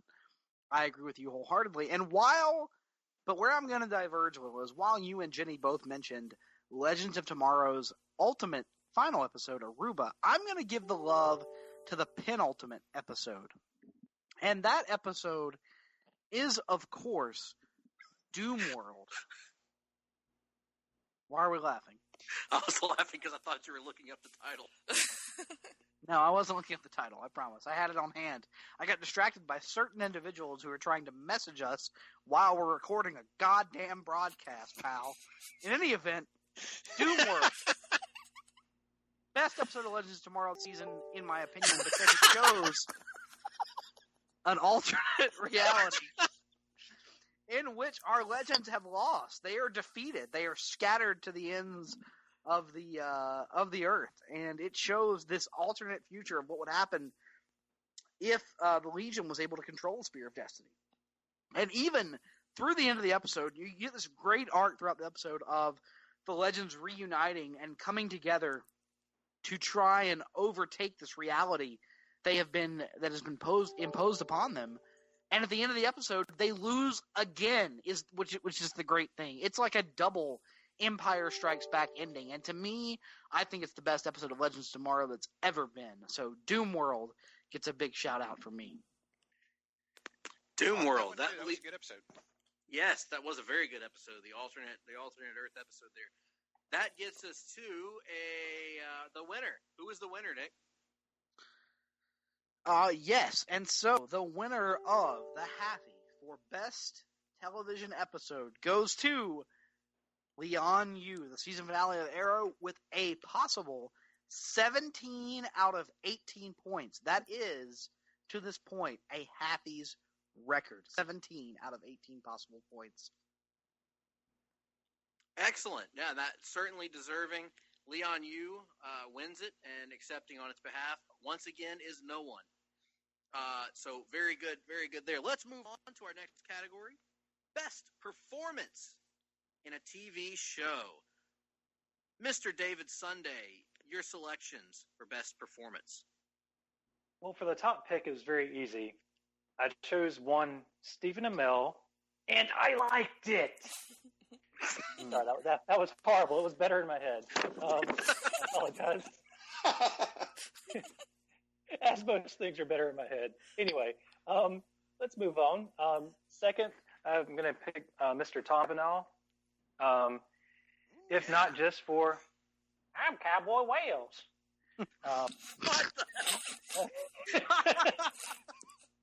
Woo. Well, Yeah. now we need that to happen on the show for the entire season next season, just so we can have a regular occurrence of David saying Cowboy Wells. Yep, I love it. I love anything Tom Cavanell does, but Cowboy Wells and, of course, HR were just amazing this year. So got to give him love for my number 2 spot. And number 3, even though I've got one episode left of Legion to watch, I still got to give some love to Dan Stevens, because that dude does an amazing job in Legion. So I had to give that. It was really hard for me to pick him over Aubrey Plaza, because I think she did such a good job in Legion. So creepy. But yeah, Dan Stevens takes my 3rd spot.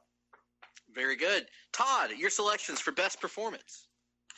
So I, much like David, I picked some of those, 2 of those 3. I picked Aubrey actually as my number 1 because she's personification of every crazy evil ex-girlfriend I've ever had. But Goddamn. Who is secretly a fat yellow monster. Also, damn. So, yeah, Aubrey Plaza was a revelation as Shadow King. Number 2, I gave a kind of a sleeper pick to Katie Lotz as Sarah from Legends of Tomorrow, just because she was kind of the leader of the team, and she got to show off a lot of chops as that character. Chops, that's what they're called. Mm-hmm. And lots of HLA, so she did great. And number 3 was also Tom Cavanaugh, who was just awesome as H.R. Wells, and they're going to find a way to bring him back as a series regular every season, even if they have to, eventually go to Cowboy Wells. So that would be great. Oh, please go to Cowboy Wells. Yes. That would be the best. Nick, your selections for best performance in a TV show, and why is it Cowboy Wells? Well, first of all, it's not Cowboy Wells. It is Stephen Amell as the Green Arrow / Oliver Queen.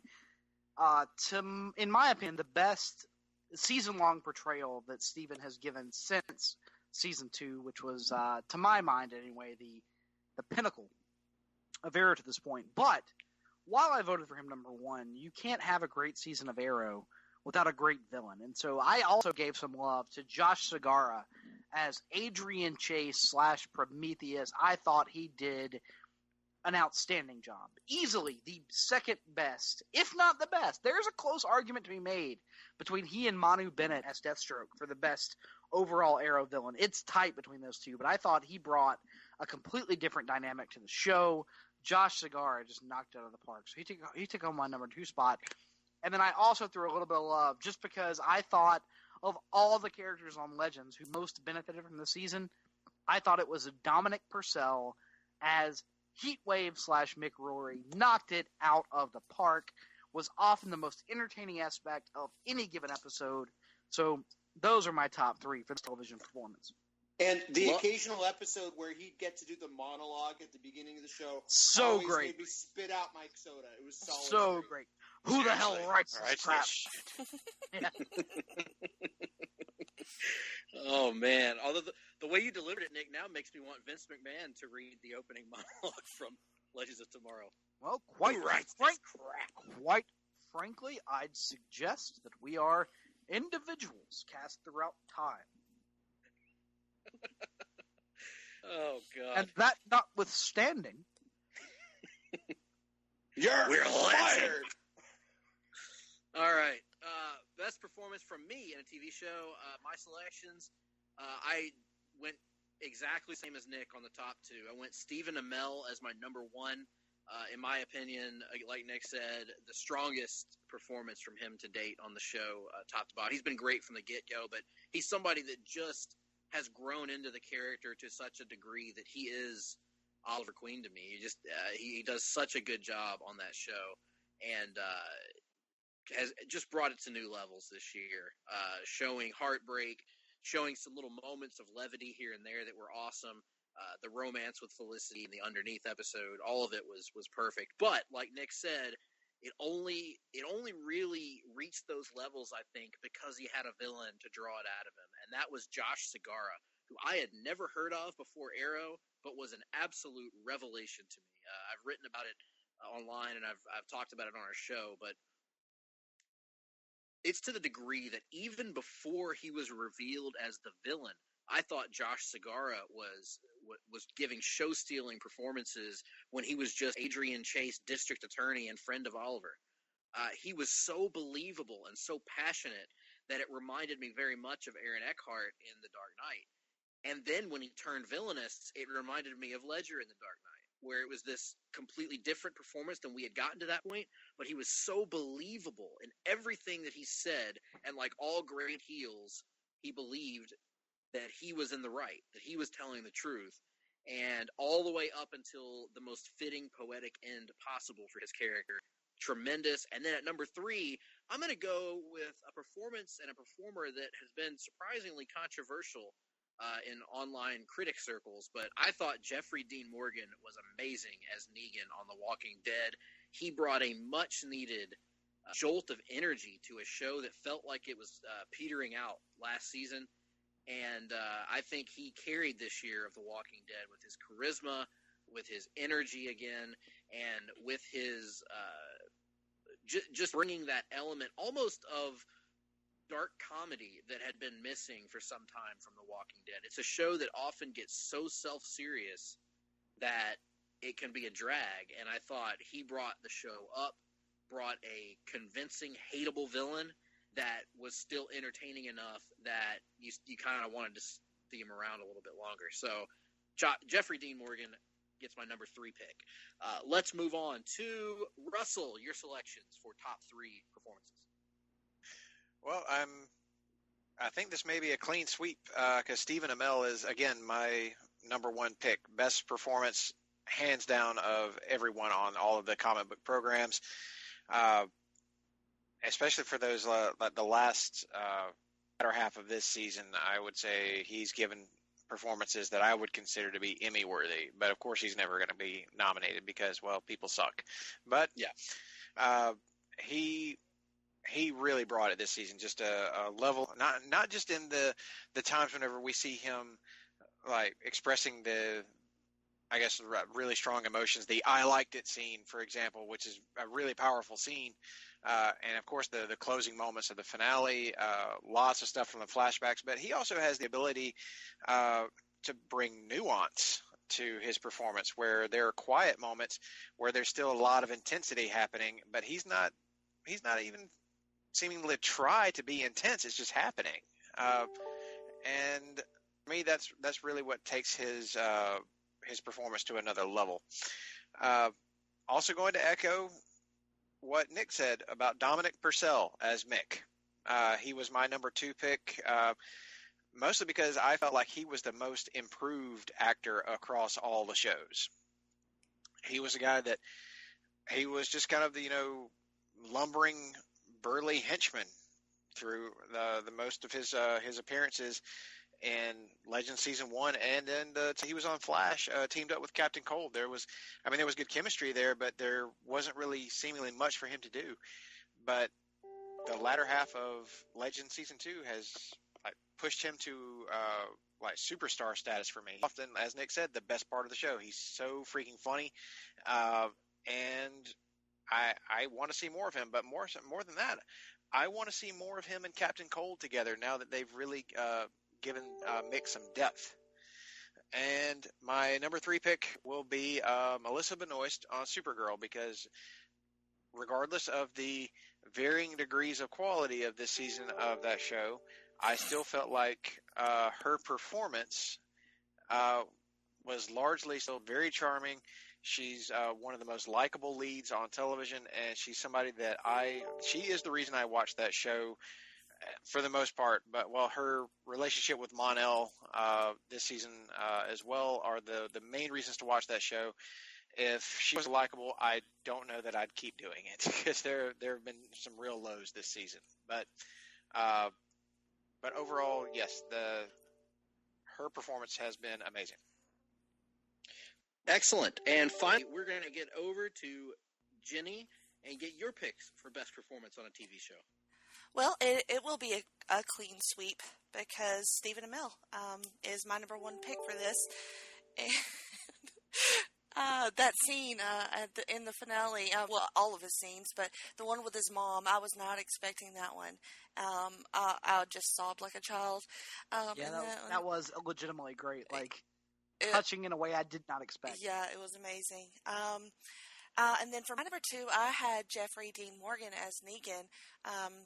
He's just pitch perfect. He revels in that role. He just, the shit-eating grin on his face, I mean, it makes me happy. It's everything.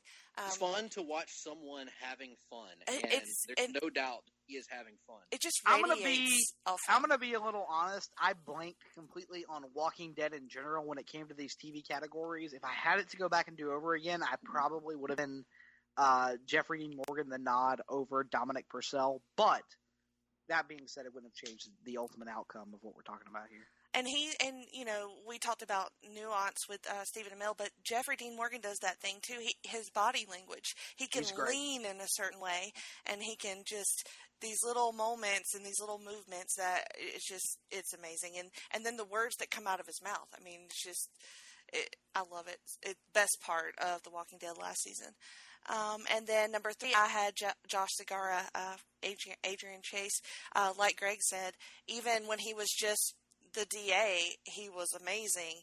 And then he just got creepier and creepier. And once you found out he was Prometheus, it just started oozing off of him. Just the creep factor and the just this deviousness and his just. It was fascinating to watch. It started oozing much like Troy, Board of Regents member Dick Ooze. Dick Ooze. Yeah, Senior Vice Chancellor Dick Ooze. I think that was a category on the sex Oscars last night too. Yes. Is that real? Is that really his name? No. God, no. Let us not disparage the fine name of Troy University, where one or several members of our panel may or may not have garnered diplomas at any given time. That's right, including Garner, who garnered a diploma from me. Oh! So, but yeah, Jenny, I wanted to point out along with that, what will soon be for Arrow continuity and an iconic ending shot of this season finale of how Adrian Chase ends up. The scene that I always go back to is that episode where they find out about Chase and he's in his hotel room at the very end, and he guns down the federal agents, and then it's that shot of him driving in his car with blood splatter all over him. And he gets that just grin face. Yeah. Also, when he's in the prison wearing that god-awful yellow shit, and then he just grins at Ollie, just like knowing he's right where he planned to be the whole time. Just creeped me the fuck out. It was amazing. Yeah, so good. So with that being said, let's get to the winner of this category, Nick. Well, if I may interject, it's not absolutely a clean sweep per se, nor is it a queen sweep. Wah, wah, wah. I did not vote for Stephen Amell. Well, I wasn't counting. I admire the man.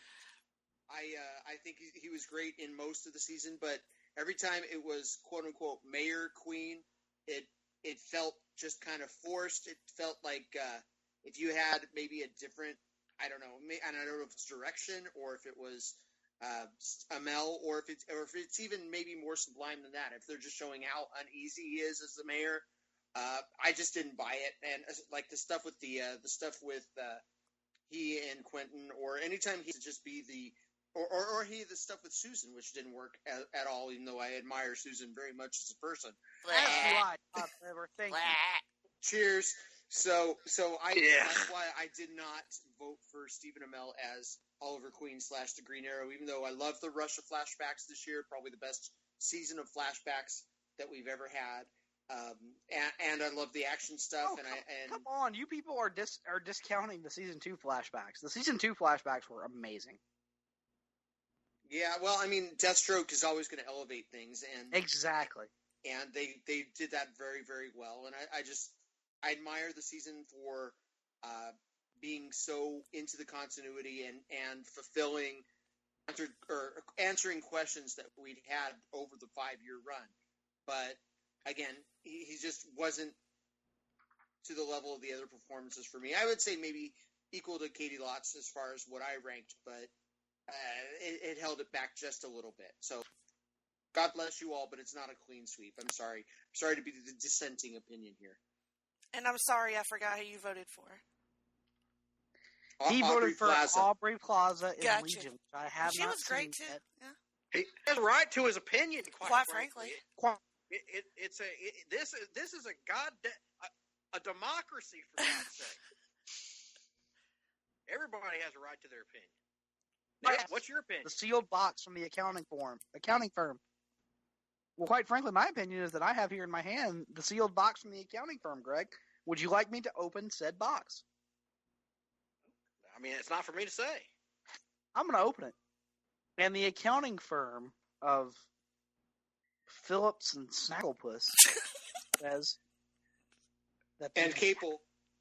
Halfie for best television performance in a comic book show goes to Stephen Amell, scoring Yay. 18 out of 18 possible points. Stephen And Amell. I liked it. Here to accept the award for Stephen Amell is Stephen Amell, who has elected not to say anything on the show right now, but he has accepted his award. Tell him and to departed. just stand there and kind of stick his chin out a little bit, and we'll go from there. Lift his shirt up a little bit. No, just Do the chin. salmon ladder. Just stick No, the do chin the salmon out. ladder. Close his eyes, though. That would be best. He's already left. I've heard it stings. But, What does the Nick, salmon ladder smell like now? Salt. Salmon. Salt and Smells like sweat, salmon. from what I understand. he's already left the studio, but he has brought in the actor who plays Wild Dog just for you. Oh, fuck that guy in the ass. I like Wild Dog. But not in a fun way. Mr. Terrific would like to. Mm. Now we're telling tales out of school. All right. Well, what we're going to do here, folks, we're going to switch things up. Quite frankly, I'm good old JR Jim Ross, and quite frankly, what we're going to do right now is we're going to do what I call a lightning round. I learned this from Bill Watts back in the 1980s. We had 4 guys in the territory, had 2 minutes each to go through. What we're going to do right now is every person is going to give their 3 selections for best TV show with no explanation. Quite frankly, I love it. Just the names, just the titles. Let's start with Todd Weber.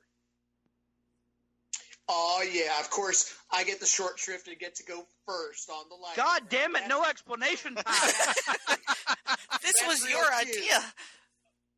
Number 1, Legends of Tomorrow. Number 2, Arrow. Number 3, Legion. Go. David Sunday. It's going to be Arrow, then iZombie, then Legends. Greg Phillips. It's going to be Arrow, Legends of Tomorrow, and The Walking Dead. Over to Jennifer. Arrow, Legends of Tomorrow, and Flash. Nick. Arrow, Legends of Tomorrow, and Flash. Russell. Arrow, The Flash, and Legends of Tomorrow. And the winner, quite frankly, is Arrows. Arrow. Scoring a possible 17 out of 18 points. There you have it, quite frankly. Tied the record, ladies and Almost gentlemen. a perfect score. Very good. Let's see if we can get a perfect score a little bit later on in this broadcast. We're moving Something on to the... tells me, Greg, we just might. We just might. I feel And proud what- for blocking. I am a perfect score blocker, if you will. But you're not. I'm telling tales out of school. So far, And to this point. accepting the award is, once again, our good friend, Nobody. Best performance in a film.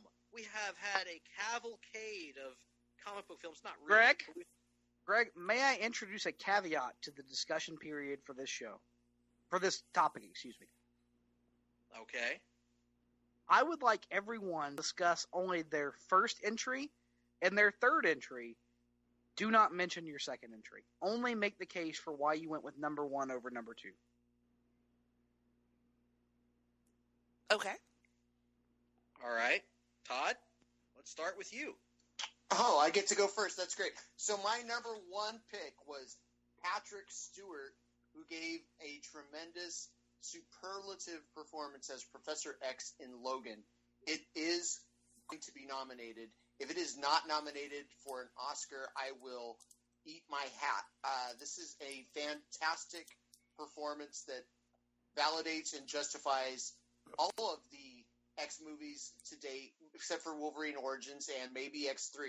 But it is impossible to watch Patrick Stewart in Logan and not be affected by how tremendous his performance is. My number 3 is Michael Rooker as Yondu in Guardians of the Galaxy Volume 2, who proved he is far more than Blue Merle. He showed a character that is funny, compassionate, grew, changed, developed, really made the story for me. And that movie is wonderful and terrific, but he pushed it over the top. His performance kind of surprised me just a little bit because I had not seen that out of Michael Rooker in his previous work that I had seen before in movies like Mallrats and The Walking Dead. So there you have it. There it is. He's Mary Poppins, y'all. Y'all. Great line, great movie, great performance. Nick, your selections.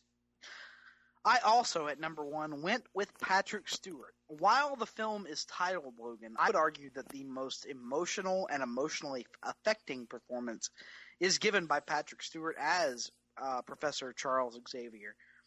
The fact that they don't cover what exactly happened to the X-Men, but it is slowly revealed through exposition throughout the film, lends an emotional weight and a level of tragedy to that character that, in my opinion, is not approached by anyone else in the film, to include one Hugh Jackman as Logan, a.k.a. Wolverine. So for my money, even though the film was titled Logan, I think Charles Xavier steals the show. And for my number 3 spot, I gotta go with the newcomer to the scene. While I acknowledge there were great performances in Guardians of the Galaxy Volume 2, and a pretty decent performance in Doctor Strange, and good performances in Lego Batman as well, to me, the number 3 spot belongs to Daphne Keane as the debuting X-23. Star-making in her performance. Electric every time she was on screen. One of the great action-based debuts in all of cinema history. Absolutely loved everything she did. Daphne Keane is my 3rd selection. All right, and on my selection, I went with the real star of Logan, which is the namesake of the movie Logan, which is Hugh Jackman as Logan.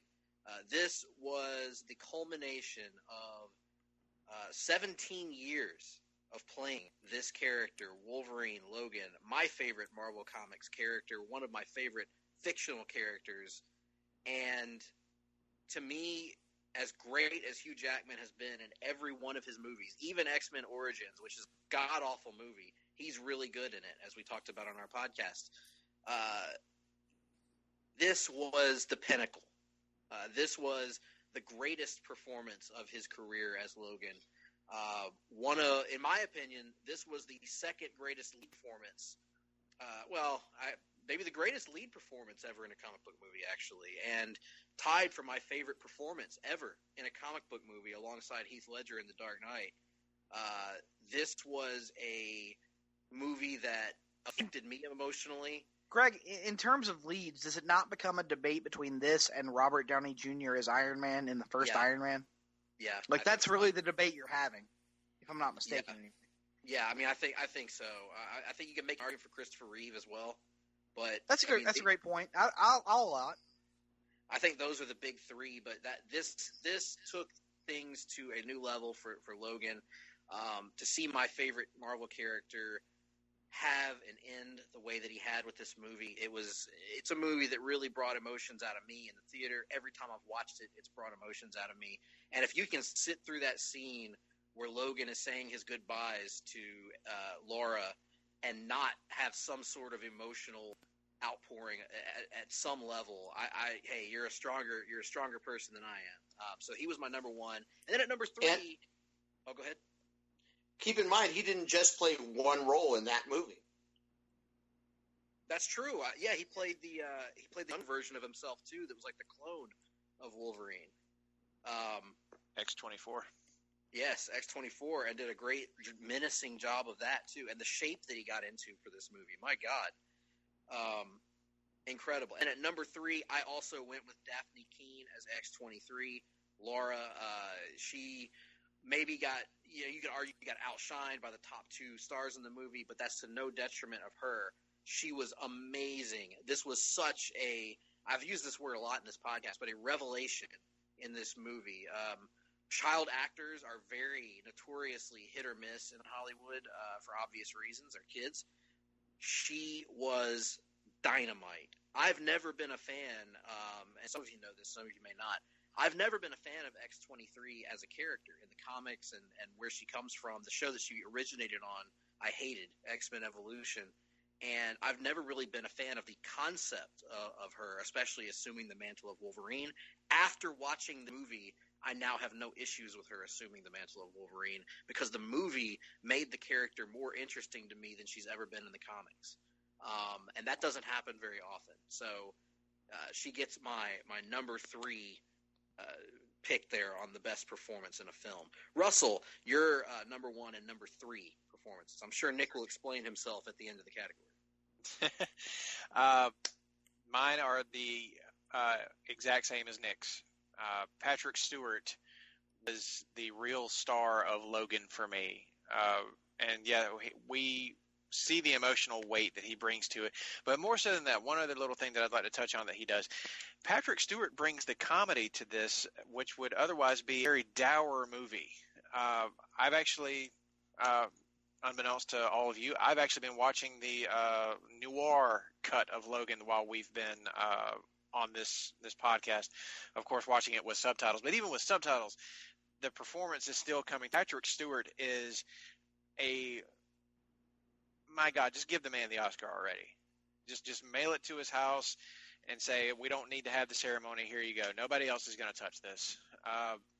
Because that emotional weight is there. Yes, that like heavy performance from him, but it's also the laughs that he brings in. I mean, I've never heard a more eloquent F-bomb dropped by any actor in any role and still managed to be funny. And that was a side I wasn't expecting. It was something like totally out of left field because in every performance that he's ever given as Professor Xavier, he's always been, fairly stoic, very dry wit. But here it was like gloves are off. He's just going to go for it. And it's one of those it's a very affecting performance and one that you just have to see to fully believe and to fully experience. And, of course, my number 3 is the same as Nick and Greg's. It's Daphne Keene because, as Greg said, she was a revelation. And, again, as I've been watching this noir cut and seeing her get into these action scenes, my God, not only can she actually act like she can deliver lines really well, not just for a child actor, but for an actor, period.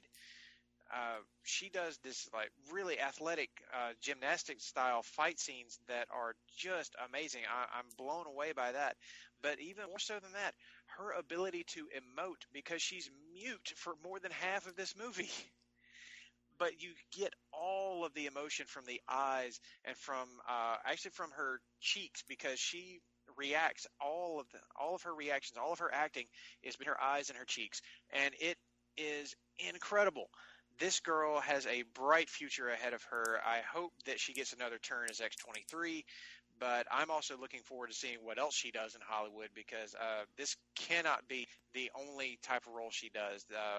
I'm guessing that there's a whole lot of range to her that we haven't seen yet, and I can't wait to see what else she does.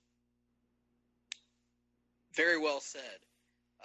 Jennifer, your selections at number 1 and number 3. Well, my selections are the same as yours, Greg. I chose Hugh Jackman for the top spot. He's Logan. He will always be Logan. There will never be anyone as great as Logan. And even him, as funny as Patrick Stewart could be in moments, Logan has those moments too. Yep. He has.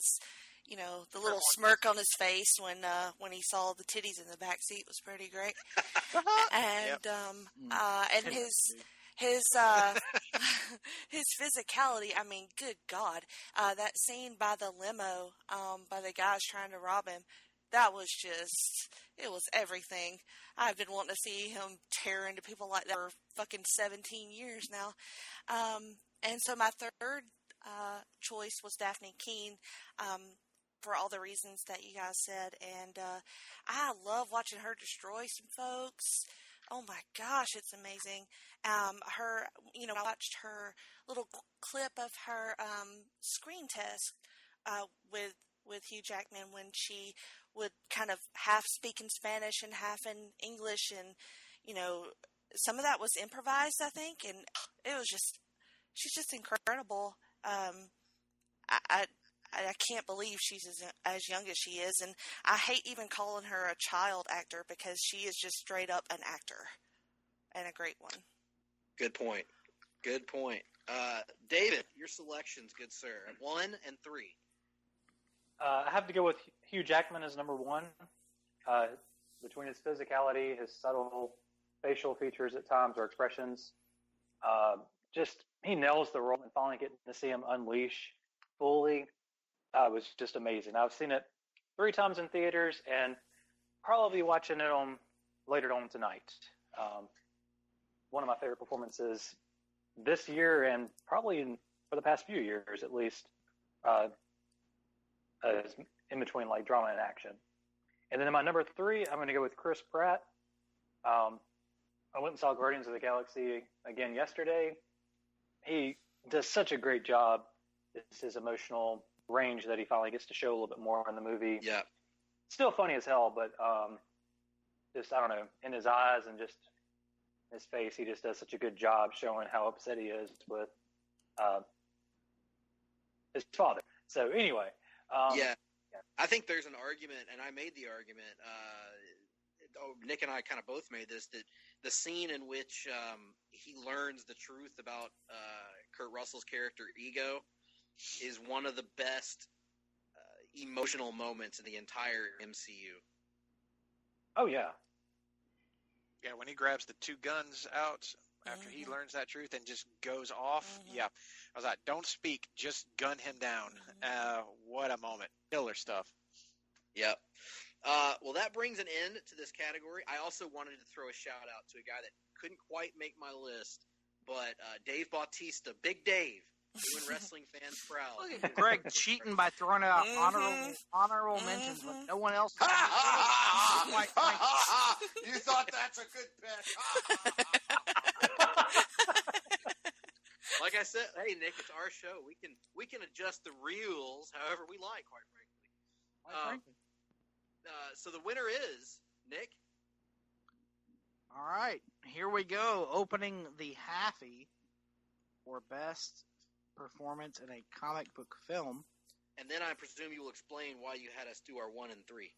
As my wife walks through the room, just giving her a shout out on the show. Sexy ass somewhere else. Anyway, no, see, if I play that later, that'll score me some points, guys. Shut up. Whiskey dick. Not like, yeah, at the moment, I'm talking about like tomorrow or some shit. Todd? Okay. God damn. Cashing those checks. Anyway, opening the Halfie envelope for best performance in a comic book film. Oh my God, folks, we have a tie. Woo! We have a tie. We have a certain performer with 3 first place votes and 3 second place votes, and another performer with 3 first place votes and 3 second place votes. Folks, how did Jared Leto get in on this? The co-winner of best performance in a comic book film, Hugh Jackman and Patrick Stewart for Logan, a tie with 15 out of a possible 18 points. And to be fair, it's safe to say that neither performance would have been good without the other. Yep. Been as good without the other. And did everybody who ranked 1 rank the other as 2? Yep. I think so. That's awesome. Yeah, that's why Nick had us skip talking about our second pick, because all of us had the exact same first 2, just in different orders. So, which is appropriate, because I think if ever there was a movie that it was appropriate to have a split on, it would be that one. Yes. So, very good, Patrick Stewart and Hugh Jackman. My phone Enjoy says your Nick awards in the mail, good sirs. My phone says Nick just got disconnected somehow. Nick has been disconnected from the call? That's what it says on Skype. I could be wrong, but it's what it says on my side. Let's see if one can't fix that. Called me, Greg Phillips. Editor boy will fix this in post. That's right. I'm attempting to add him back to the conversation.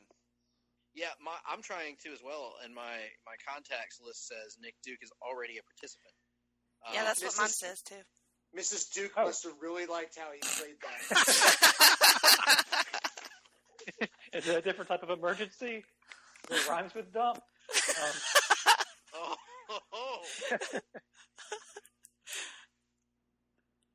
She might have decided to have a little fun while he was talking to us.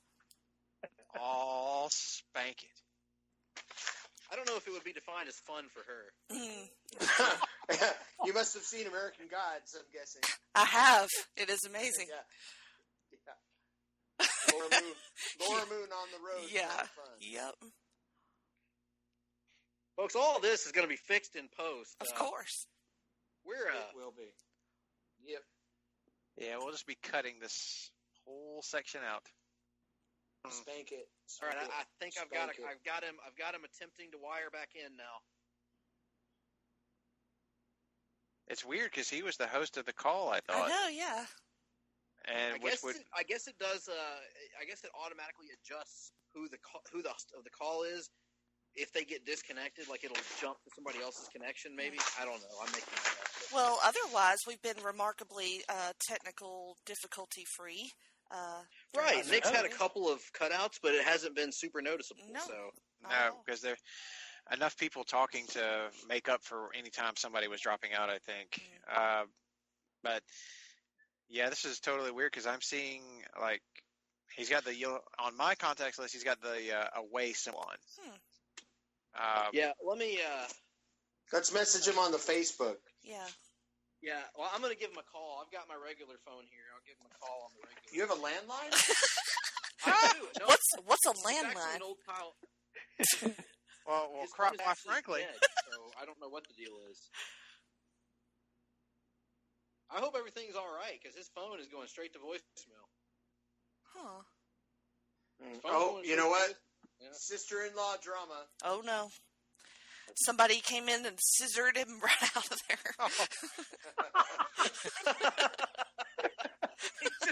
It's just 1 second I was recording a podcast, the next minute I was scissoring. What the hell happened? That happens to me all the time. Exactly. Isn't there a thing, Scissor Sisters?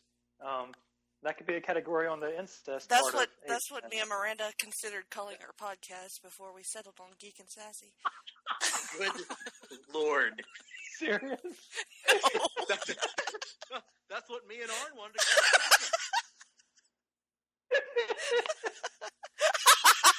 I said, Arn, Todd, stop. Arn just looked at me and didn't smile. I said, I thought it was pretty good.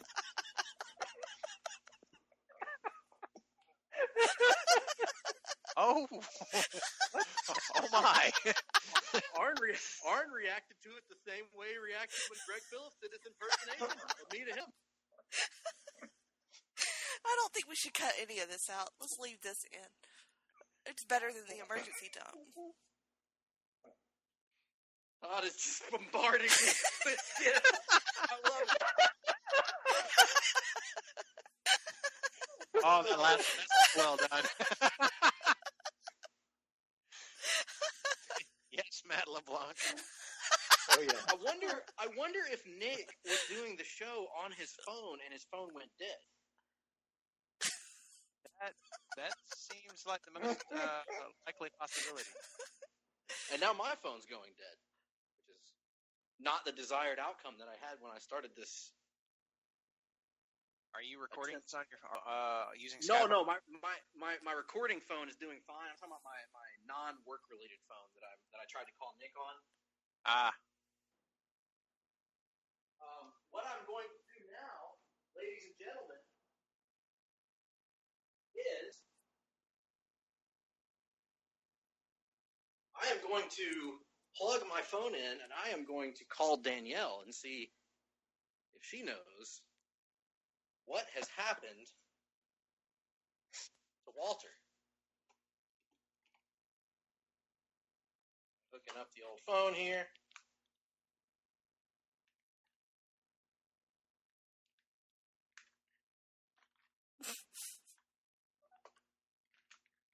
There's a second Greg on this phone call. No, I thought he was over here. This is the second Greg. Sounds. You bastard. Although I did mess up once and leave it on while I was shutting the dryer very loudly and scared Nick earlier. So. Oh, sorry, Danielle. I was trying to call you to reach Nick. His phone was dead, but he appears to have jumped back on our call. Well, hello. Sorry. Oh, my. Everything kosher? My phone was dead. I apologize. Mm-hmm. My computer experienced, and I quote, a fatal error. Yeah, sorry. I just annoyed Danielle. Sorry, Nick. I called her to see if everything was all right. Oh, I'm right. fine. Who else was recording besides me? I am. I've got you. Either of you, can you check recording file to see where we left off? You just... We're leaving all this in. Oh, well then, in that case, let's just keep going. It was right around 1 hour, 44 minutes. Well, you guys can go listen back. I doubt it was at 1 hour, 44 minutes. Oh, yeah, I'm sorry. This is 3 in hours 2. and 44. This is in 2. Yeah, never mind. Anyway, where were we? Also, when is this show airing? End of June. We were just about to start best film category. Yes. Todd, the planned air date is last Thursday in June. Okay. So time is there. What the fuck is that? Are you on Facebook? No, I am not. Look at explanations on Facebook. We speculated where we were. Oh, I gotta check that out. Oh my god, because I was trying to get the computer back on the entire time. It didn't even. Let's see here. This is all kinds of. Hold Sorry. on. That wheezy laughter. Cat. Scissors. Scissors. Scissors. Scissors. Scissors. Scissor hands. Yeah, there's that guy tickling something. There's we thought you might have been a Rebel victim, Wilson. We thought you might have been a victim, Nick, of a drive-by scissor. I'll spank it. 2 chicks, Ace Ventura, and Golden Scissors. Well, golden scissors fill your That last Fill your eyes. It tastes You great. stole it from me. I wanted it. Good job. Good job. That's how you know it's really good. It's does when anybody golden know for scissors. sure where we... Actually, hold on a moment. I have the file, so let me see where we left off. Sure. I say that I have the file. I do not have the file. So. Nick, we also speculated that Mrs. Duke was just really, really excited about how nice you had just been to her. Mm-hmm. So that's why you had to step away for a bit. Keep that down, my night is young yet. We also speculated about how Ric Flair might have initially proposed the name of the Four Horsemen as the Scissor Sisters. The original title of Geek and Sassy. Does anyone know where we left off? We left. We're off about to right have. We had just Best announced movie. Patrick Stewart and Hugh Jackman Fantastic. as the winners. I'm now, are we all recording, or are we starting recording, or something? I never stopped. Yeah. I'm not going to record any longer. Right. I have recorded this whole exchange. Russell, good. we need to count in. All right. Let me see where mine is. All right, let's go in 5, 4, 3, 10. You want 10? Okay, No. Todd, stop. Wrestling joke. I love it. Here we go. Sorry. 5, 4, 10, 3, 10, 2, 10, 1. 10. Then we're back, ladies and gentlemen, from the break that you don't know even happened. 10. So, the next category is Best 10. Film. nominees are, and let's start with David Sunday. Did you say the title of what the last part is? Isn't this the best comic book film? Is that the right one? That is Best correct. That is comic best book comic film of film. 2016/2017. 2016. That's Yanni's favorite holiday, I believe, right? I was borrowing a pronunciation from the Geek and Sassy, where apparently best episode is often translated into best episode, and so I went with, that's what I went with. So there Fair it is. enough. Fair enough. Greg, I'll have you know that Yanni is not a sax player. You're right. I was thinking of Kenny G. I was thinking of Yanni as a restaurant owner in Troy, Alabama, quite frankly. Yes.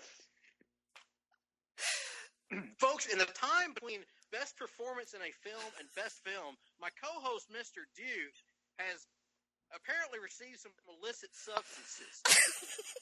Now, that is not accurate at all.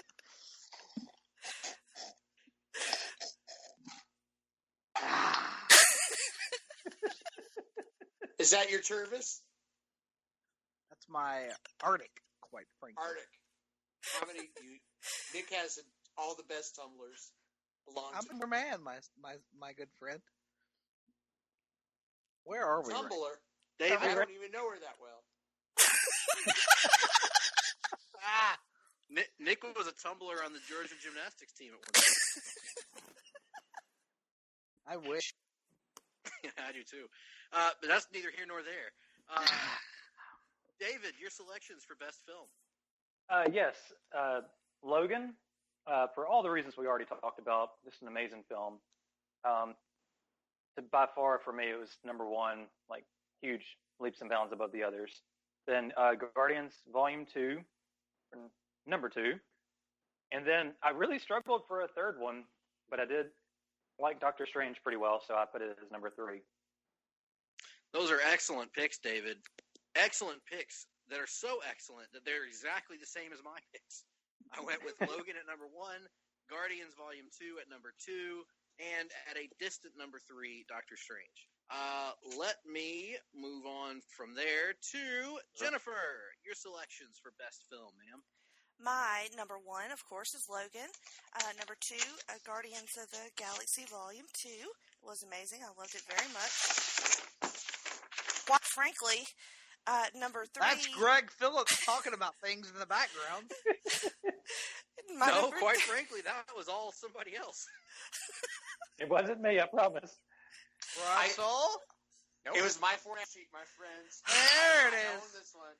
But do you notice there haven't been a freaking bird in the whole second half of the show? I appreciate that. All right, my number 3 is the Lego Batman movie. Excellent. I haven't seen that one yet. I need to. Me neither. Can't wait to see it. Nick, your selections. Logan. Guardians of the Galaxy Volume 2. Doctor Strange. Very good. Russell.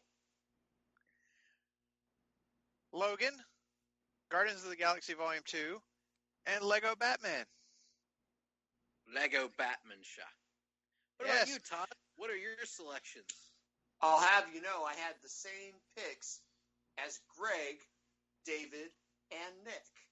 Logan, Guardians of the Galaxy Volume 2, and Doctor Strange. So wait just a minute.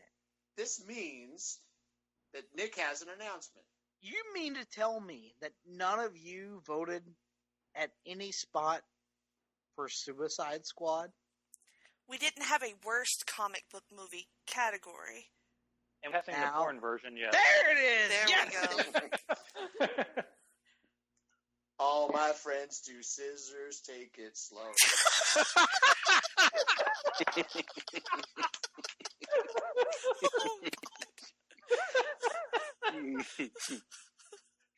Is this real life?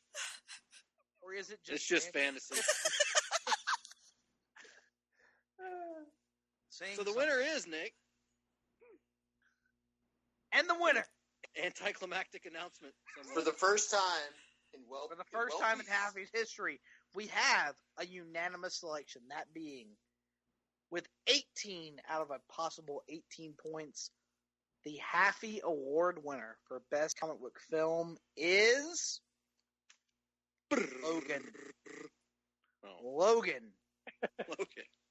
Woohoo, That's right. Yeah, woo! Yeah, noise. Exacerbated size. With all that, we did not get a single exacerbated sigh from David today. All of them came from Nick. So what did I do? Wait a minute, we got one out of you, Greg. Oh yeah, we did get one out of me when Nick brought the sore spot with me at Starcade '97. Nevertheless, turned out for the best, I'd argue. Did it? Yes. The company's out of business anyway. That's because of Super Brawl '98. Well, whatever. We'll burn that bridge when we get to the Hard Traveling Wrestling podcast. Can you only imagine? Nick, was that the finger bang of doom? Oh, the finger bang of doom was what happened in mine and Russell's room as part of the Orlando duplex a couple months ago. Oh, spank it. Oh. I'll sauce it first, though. Oh, there was some of that didn't. too, David. I did not. I chose to go in dry. Oh. You didn't sauce it? That's the biggest mistake one could make. Yeah, and I still don't have my Chipotle ketchup back. To be fair to Nick, though, he was a gentleman and told me to buy the pillow first. Oh, that's good. Nick, do you have Todd's Chipotle ketchup? No. And if I may, no, never mind. We're just gonna move on. What about Aunt May? Huh? What about Aunt May? Nobody's talking about Dust from Rouge. Well, in any event, Russell, if only my telling of you to bite the pillow was my first time ever telling someone to bite the pillow, that would be a fantastic thing, but it was not. In any event, Greg. Not to tell tales out of school. That's telling tales out of the damn school district. No. So, in any event, that brings an appropriate end to the most prestigious event at Place to Be Nation Pop, and indeed our world, the 2017 Halfie Awards. Everybody brought a lot to the table here. We've got a lot of winners. Arrow and Logan both did well in the television and film categories. Wonder Woman cleaned up in the comics category. We hope you've all enjoyed the awards. And as always, we welcome your feedback. Come to the Place to Be Nation Comics Facebook page and join our discussions about this illustrious event. Your picks in each of the categories. We want to hear them. We want to hear your winners, your losers. We want to hear your thoughts about Nick's exploits. We want to know all of your thoughts. How many women has Bruce Wayne had sex with? We want to know the answers to all of these questions and more. So be sure to join the Place to Be Nation Comics page. In the meantime, thank you to our panelists who joined us for this illustrious evening. Let's go around the panel and everybody shill your stuff. Get your shit in, if you will. Todd, how best can people contact you and follow exploits, and what do you have coming up around the corner? Get ready for lots of controversial political and Sacramento Kings takes at my Twitter handle of @ToddWeberGuitar. I do have if you go back a couple weeks, you're going to find a brand new episode of Conversation Comics with my special guest, Tim Capel, and it dropped the first weekend of June. So go check that out. At the very least, we no longer have to wonder if Todd Weber hates DeMarcus Cousins or loves DeMarcus Cousins. Apparently, he's gone now, so it won't matter anymore. I miss him, but, it is what it is. It's like... You never could tell. Sometimes you hated him, sometimes you loved him. Which one was it really? It's complicated. I did love and I did hate. So there you go. It's kind of like myself, really. Well, that got depressing very quickly.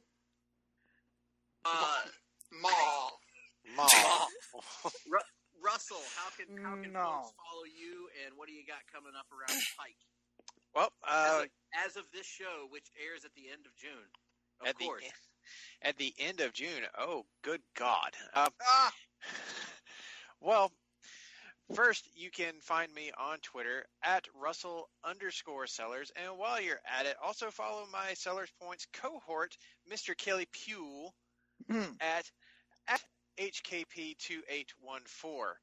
Now, coming up in July, you'll be able to hear a couple of things. As mentioned previously on this show, the whole reason for the Halfies is because we'll have another Sellers Points Quarterly coming up in the month of July. And we'll have our top to bottom comic book events. We're going to be looking at our best 5 comic book events and our worst comic book events. So you keep an ear out for that one. Should be a good time. And on the Sellers Points Quarterly, somebody on this panel is going to be receiving an invitation to join us. Who will it be? We'll surprise you with that on the next episode of Sellers Points. So just stay tuned. Very, very good. That's high quality shilling there. I approve of that. Let's go to Jennifer. Jennifer, how can folks follow you on social media, keep up with your stuff, and what do y'all have coming up that people maybe can find on the website right now, again, in the month of June, or coming up in the month of July? Well, I am at Jenny Cruz 2814, and then Geek and Sassy is at Geek and Sassy. Most likely, you'll get me tweeting from there, and sometimes Miranda. But we are also on Instagram at Geek and Sassy. And quite frankly, I have no fucking clue what we're going to be doing in this time frame. But it will be awesome.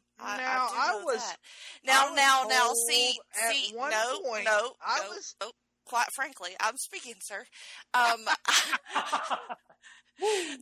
There might be a little bit of alias talk with one of the members of the panel if he behaves. Now, quite frankly, what if one of the members had decided to cancel Alias Talk on his own show in anticipation of Alias Talk on another show that will remain unnamed at this moment? Quite frankly, I was not aware of said event. Who the fuck is talking? Are we talking Jessica Jones? Or are we talking Jennifer Garner. Yeah. Jennifer Garner. Yes, the wonderful television show. You guys were going to talk a TV show, and we were going to talk about the comic book. Is that right? That's right. That's exactly right. Right. Quite frankly, some might say that certain individuals have been strung along at this point. No, I don't know about that. I don't know where you're getting your information, sir. That is a female. Right now, he's getting it from the bottom of the bottle, I think. Mm-hmm. It's the midpoint of a bottle for your information. The bottle's not empty. It will be in the near future, though. No, David, thank you for joining us for this prestigious event. What kind of projects? What would you like to shill? What would you like to advertise? Anything? I have nothing. I mean, I have things, but I don't have anything. That was David Sunday would like to shill the general idea of not killing yourself. That's what he would like to shill. Fuck! No, I mean, you can find me in the PlayStation Comics group. I comment a lot in there, but I don't use Twitter, and I don't have a podcast yet. I might do that one day. I have a couple ideas. But, it's something Greg and I have talked about several times, but I don't know if it's ever going to happen because... Yeah. Anyway, that's probably a ways off. Tell us more. I want to do something on music, and but of course, if I do that, I'd have to have a co-host at some point, at least occasionally, because I know me talking would be very boring, just me by myself. So, but yeah, I would love to do a music podcast at some point, or some type at some point. But right now, just if you want to talk to me, I'm on Facebook, David Sunday. I'm very active in the PlaySpeak Nation Comics group. Excellent, and if only we had some people around here that liked and knew about music. I'll leave that up in the air, quite frankly. And then finally, of Pardon course, me, I'm busy researching scissors gifts. So, and if there's one thing, ladies and gentlemen, we hope you've enjoyed the first edition of the Golden Scissors Awards. if there's one thing I hope everybody takes out of the Halfies, one of them, well, if there's two things, the second one would be that we've had a really good year of comic books. There's a lot of great stuff out there. Greg. So go to your local comic book shop, buy it, and read it. And the second thing would be scissoring. Greg. Nick! I have had a gross oversight here on my end. A gross oversight? That could be anything. Halfie related? There's an extra. I have a sealed box left over. Oh, shit. There's an extra one. Oh, wait. Should I open it? What? Yeah, open it. Let's see what it's got in it. I'm interested, folks. Before we sign off, this was not on the format sheet. This is unsolicited. A new box has arrived. I am opening this. I can see him opening sealed box, and I'm pulling out the envelope, and the envelope says Halfie Award for the best weekly episodic comic book podcast in all of a place to be nation. Let me open the envelope, and it says the Halfie Award goes to the Hard Traveling Fanboys. Oh, that's us. Slow clap dot kid. Yeah! Woo! I like them too. Yay! Rudy. Thanks, Warner. I didn't like them. God, please keep chanting Rudy. I was trying to make a humping gesture to that, that rhythm. What's that word again? Oh, yes, it's off. So, with all that being said, folks, we hope you've enjoyed our show. Aw, spank it. We saved the greatest award for last, of course. And we also want to give a special award to the most special person of all, and that's you. Yes, you, whoever's listening to this show right now. You are our most special fan. And since you are most likely one of the people on this panel, all of you are special.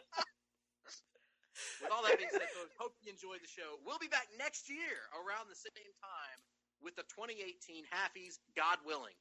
Have a good one, folks. You are listening to the longest running weekly episodic comic book podcast in all place to be nation.